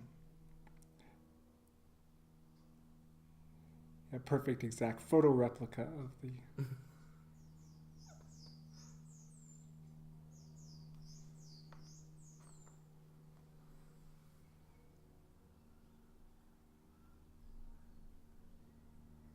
What'll happen is I'll get home from this experience and I'll just want to paint like miniatures like crazy, and so I'll sit down and I'll start, and then I'll realize that that's actually going to take me a lot of time to get as good as you, and then I'll quit and set it aside and come back to it later.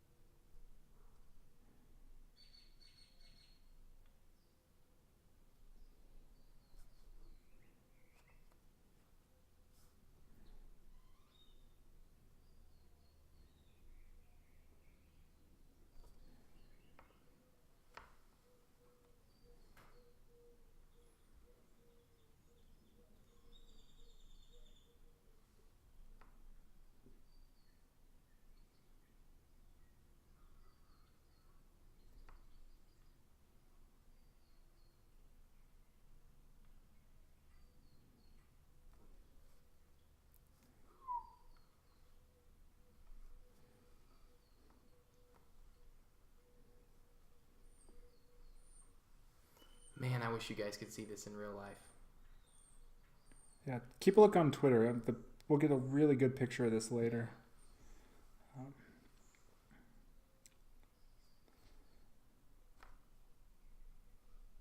Do you just Google the different images and you just find something you like and then print it out and keep it? Yeah, I a lot of times Google things like tattoo line art or, rose clip art. or just things like that where I feel like I'll get something that'll be nice to potentially paint, and I don't search for like canvas art or anything like that. That's usually way too intricate for a miniature.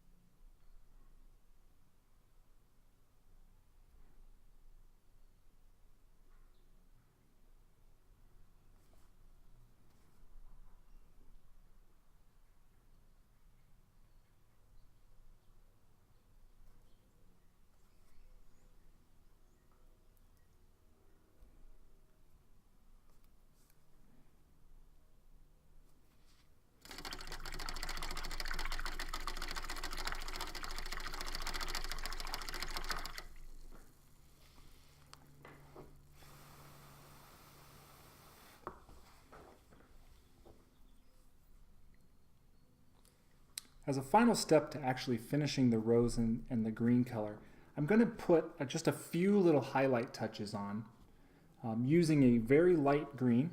So I'm going to use Autumn Green from Scale Color on the green. And I'm going to use a pink color for the rose. If I can find one.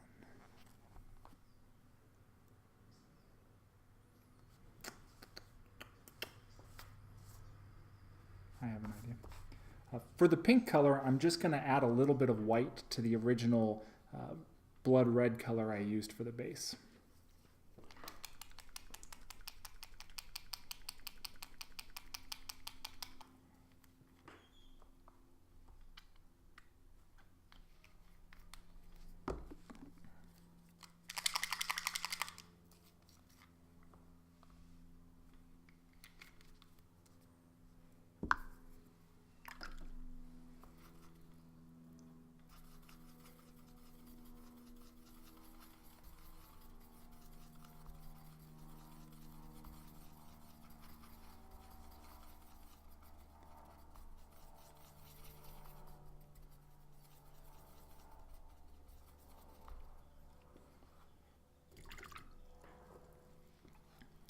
I'm just going to apply this. I'm just going to apply this right to the tips of where the rose petals are.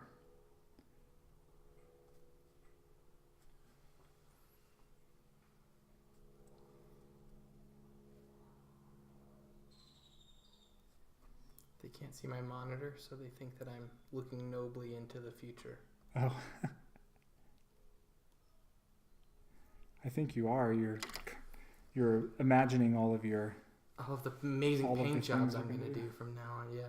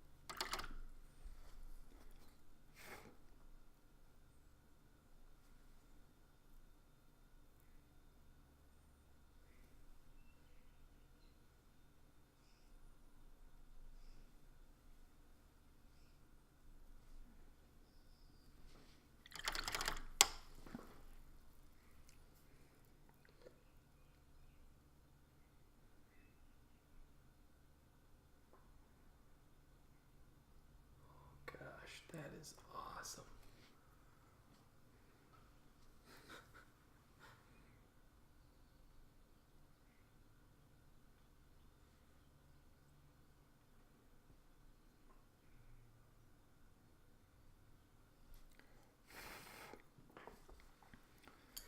Dude, that is really cool, man. So I'm just going to say one other thing here. As a final step, if you really want to create just some finishing touches on the design, you could mix up a slightly lighter blue, maybe by adding a little bit of white to the blue that we used for the base, or taking a slightly lighter blue and start glazing, working your way out from the flower, out to the edges of the banner, which will just create a nice fade to a lighter blue, and it'll draw the attention into that center figure, while also creating some interest in the rest of the banner as well. But it'll help to focus that attention into the center of the banner. Were you talking to the stream or to the camera? I just caught it. I just caught it. You have to do it one more time. Well, that's to you guys. Let me now say it to the future audience as well.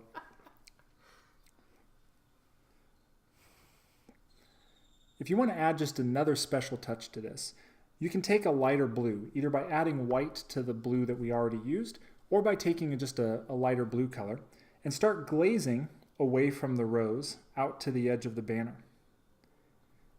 If you do this, you get a nice little color variation in the blue, while also creating a natural kind of magnet that focuses attention on the rose in the center of the design.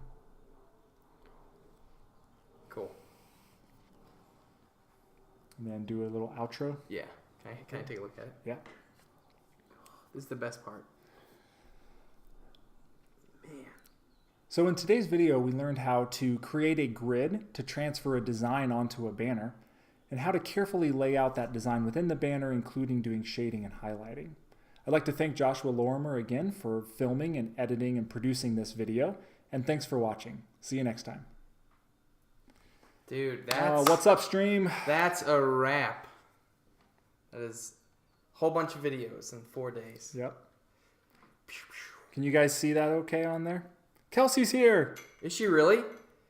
Hey! Well, we're going to have to keep the stream going for a little while. Oh, now, yeah. I get to talk to my wife, who I miss and love. Hello. I tell you what. You want to sit here?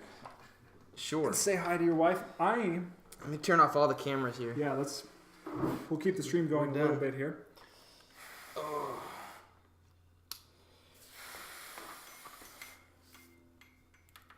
Whew.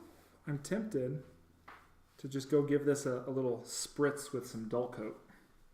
Oh, nice. And then you can turn your lapel off. Yeah. Cool. Stick man. around for a little bit, friends. We're going to keep the stream going. Chat with you guys for a bit here before we sign off. All right. Whoa. It's the chair slides. Kelsey's working on our taxes. Fun. Sounds like life couldn't get any better. You can see like my beard gets a little bit in on the stream. It's the beard stream. That's why it wouldn't work for me to be doing this position, because it would just be. So now what would happen is I'd go. So now what we're gonna do with this miniature, if you just watch, we're gonna be doing some fine detail work. That's awesome. Yeah, no, this is super cool. I can't wait to get home and do some more painting. Hey, Kelsey, while you're doing our taxes, can you factor in a 000 brush and a whole bunch of scale color paints? I'm just kidding. I love you. I know that you don't want me to buy more stuff. I was just hanging out with Dad. That's cool. So, it's been fun. It's been a good time. For any of you who weren't here, Al and I were talking about how we went on to a escape room last night, and my ability to contribute to the escaping of the room was greatly enhanced when I realized that part of the escape room was a video game.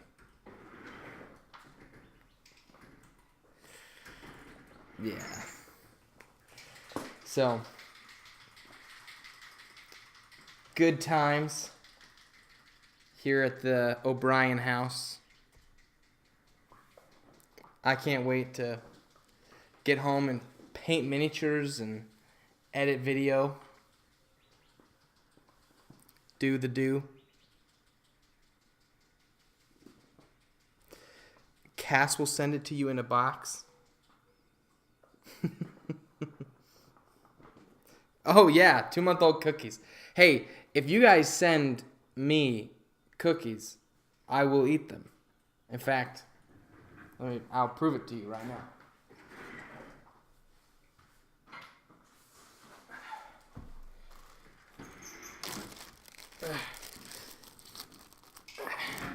This is a cookie. I'm eating it. What are you proving to them? That if they send me cookies, I'll eat them. That's true. Those were sent home from my mother-in-law. Oh, nice. Them, so they weren't even sent for me. I eat cookies that are made for anybody. That's pretty good. She makes you cookies like once a year, and Josh goes up and eats them all. No, she actually makes us way too much desserts, and she's one of those mother-in-laws where, like, you feel sometimes like she's trying to fatten you up. Like, you go over there for Sunday dinner. You're so skinny. You go over there for Sunday dinner, and she's like, well, we've got a 4-course meal tonight. Mm-hmm. And she doesn't really tell you about the 4th course until after you've eaten the first 3 courses, but she still expects you to take a hearty helping of the 4th course. And then she wants you to go back for seconds on all the first course. Please, have more food. I don't want leftovers, please. And then you try that. And then there's dessert after that, and whew. That would be a 5-course meal then. Yeah, exactly. Oh, man. It's very generous, but, if you're on Weight Watchers and you have points or something for you got to save up all your bonus points for Sunday night dinner. Nice. Nice. But yeah, man. Super fun. Is this, can I touch this? It. Yep. So I spritzed it with Dulco. What's going to do is... Here, we can bring this down now. Let me go shut off the autofocus and see if we can get it back on. So when the dull coat dries, it's going to help to even out the blue looked like it had some rough texture almost. And that's just the dull paints, the matte finish on the scale 75 paints.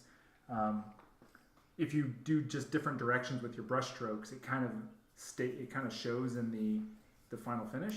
Okay. So if you spray the dull coat in, it evens out all the angles of the reflections and things, and it helps to smooth all that out. At least in my experience.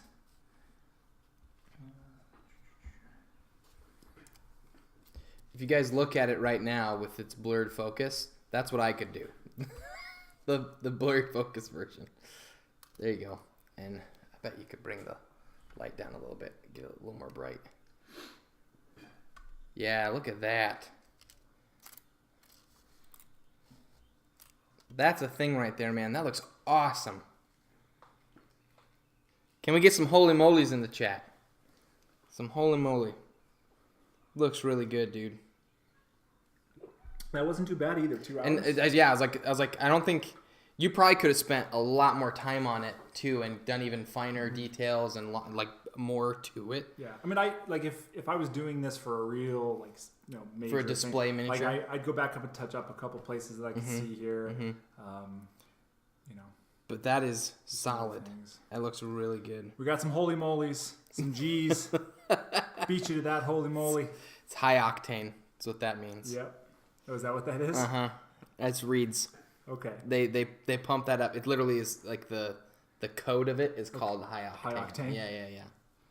So very cool. Yeah. So it's nice to be able to show the stream a little better, because I know that camera camera distance wasn't really showing. Painting. Maybe we can show them some of the other stuff here with the closer camera, if you don't mind me. Yeah. Putting in. Let's just keep this here for scale. Look at that. The eye on this one is awesome. That was one of the things I loved. Hey, Genuine Vision, what's up? Genuine Vision. Genuine. Genuine. That's right. That is genuine. He's got, I don't know if they can see it or not because I'm not close enough to the camera or to the computer, but there's actually like a dot of lighter blue and darker blue and like a light reflection in that one eye. It's a lot in like a little tiny eye. And you got the tattoo. I used that painting eyes technique I showed on my stream to do it. Yeah. I watched that one. I found it. Such a cool mini. I want to bust it. And then we did the shields. You can see the purple. You can see the purple a little better with this close lighting. And it's pretty cool. Those are awesome. Thanks, Cass. She loves the plaid. The plaid. Yeah. The tartan, which is a word I'm just starting to learn how to say. What else did we do? We did like a brush care video. Yeah. Those were the only miniatures that we painted. We could show the other Atlantis miniatures on stream if you want. The one I painted right before you got here. Yes. I wanted to get one model pretty much fully painted so I could show the owner of Atlantis Miniatures, make sure that he thought I was on the right track for the stuff he wanted.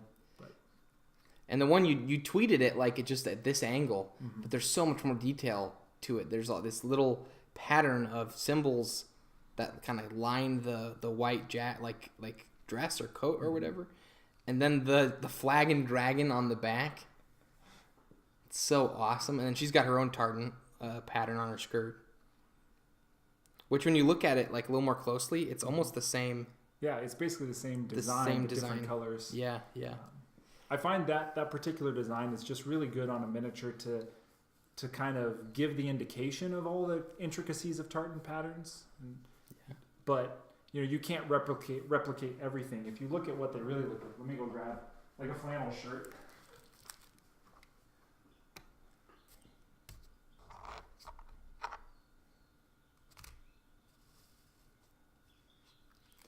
Take a gander.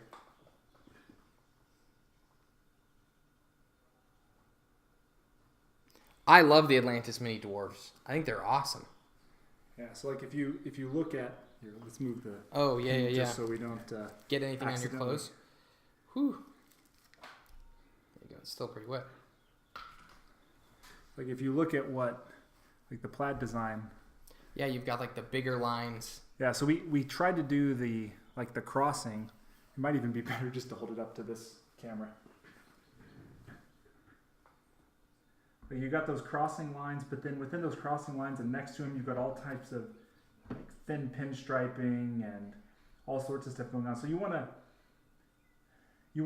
sort of suggest that design as best as you can on a small scale. Yeah. And so doing the two crossing thicker lines and darkening in where they cross, and then doing just a couple pinstripes in the light areas is about the best you can do to suggest that. Can we show off some of the other Atlantis dwarves that you got? Yeah, let's do it. Let me throw this bag away. We could also give a little shout out to them on some of their orcs and goblins. Oh yeah, you got those are cool. Yeah. You can take your seat back if you want. No, I was in front of the camera for 2 hours, so I thought maybe Kelsey would want to see you for a little while. We'll FaceTime her and she'll get some. So this is one of their goblin miniatures that I painted. And just to kind of give you a size reference, the goblins and the dwarves are roughly the same size. And then their orcs, a little bit larger in scale. That one's so cool with the I did an elephant hide texture for the leather banner leather like rally banner or whatever it is that he's carrying. Just kind of.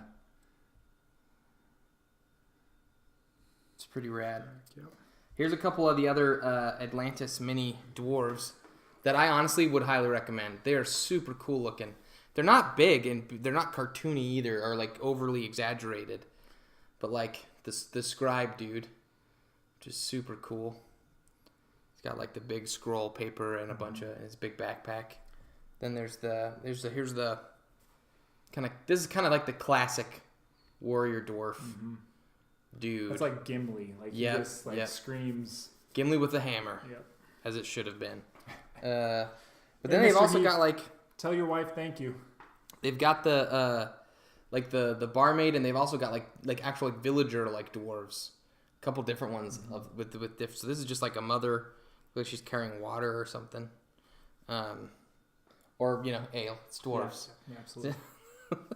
This is one of my favorites though. This was, I think you and I both said this was such a really cool one. This is like what they call it, the troll slayer. Yeah. She's got like a bear's head.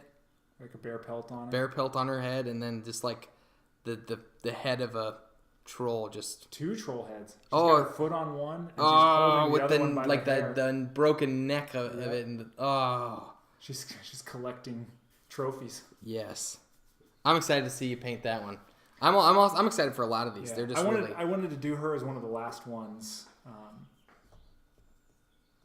just to kind of really figure out exactly all the little things I want to do on the dwarves. And I know that I told him I was going to do a written tutorial. So we have the video tutorial for the Hammer Maiden. I was going to do a written tutorial for one of them, and I think I'm going to do it for the Troll Slayer.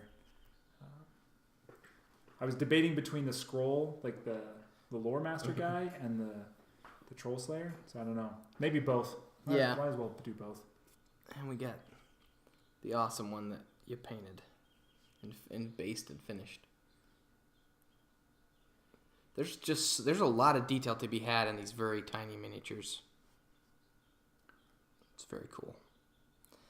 And you may not catch it in all of the photos on Twitter, but there's actually like highlights and shadows in every like crack of the hammers. Every little of these stone hammers they've got. It's really cool. You did a good job, man. Thanks. Well, there'll be step-by-step videos they can watch later. Yes, there will be. So cool. What time is it? 5:26. Yeah. Probably got to start wrapping up and start making some dinner and packing up all the gear. We got a super early flight at the airport tomorrow, so we got to crack of dawn, earlier than the crack of dawn probably. Guys, it was awesome to have a stream with you all, and thanks for stopping by. And Josh, thanks for all the work from the last 4 days and doing all the filming and for all the work you're going to put in and doing the editing. It was awesome and awesome to hang out with you. Absolute pleasure. Would recommend. Where are the videos going to be published? I'll put them on my YouTube channel for sure. Josh might put them on his. That would be fine too. I probably won't put the same content on my channel. Okay. I might do some different stuff with some of the footage, but the tutorials specifically that'll be Alan's. Yeah, they'll definitely be on mine. And Atlantis Miniatures might take some of the videos and post them on their website and do some promotional material things as well. I'm not sure what that is. Just like dancing Pokemon? I don't know what it is. I don't even know if it's a Pokemon. But Chad Andrews thrown them up. So absolutely. Thank you, Chad. Whatever that is, that's awesome. Thank you. I assume it's a good thing. Well, we can pose like the little... That's what I'm assuming thumbs up. Thanks, Cass. Thanks, Mr. Heath. Thanks, Chad. Thanks, Blues Light Painting, Kelsey, Gorilla Life. Everybody. Who all was in here? Everybody. Thanks for stopping by and hanging out. And we'll see you around.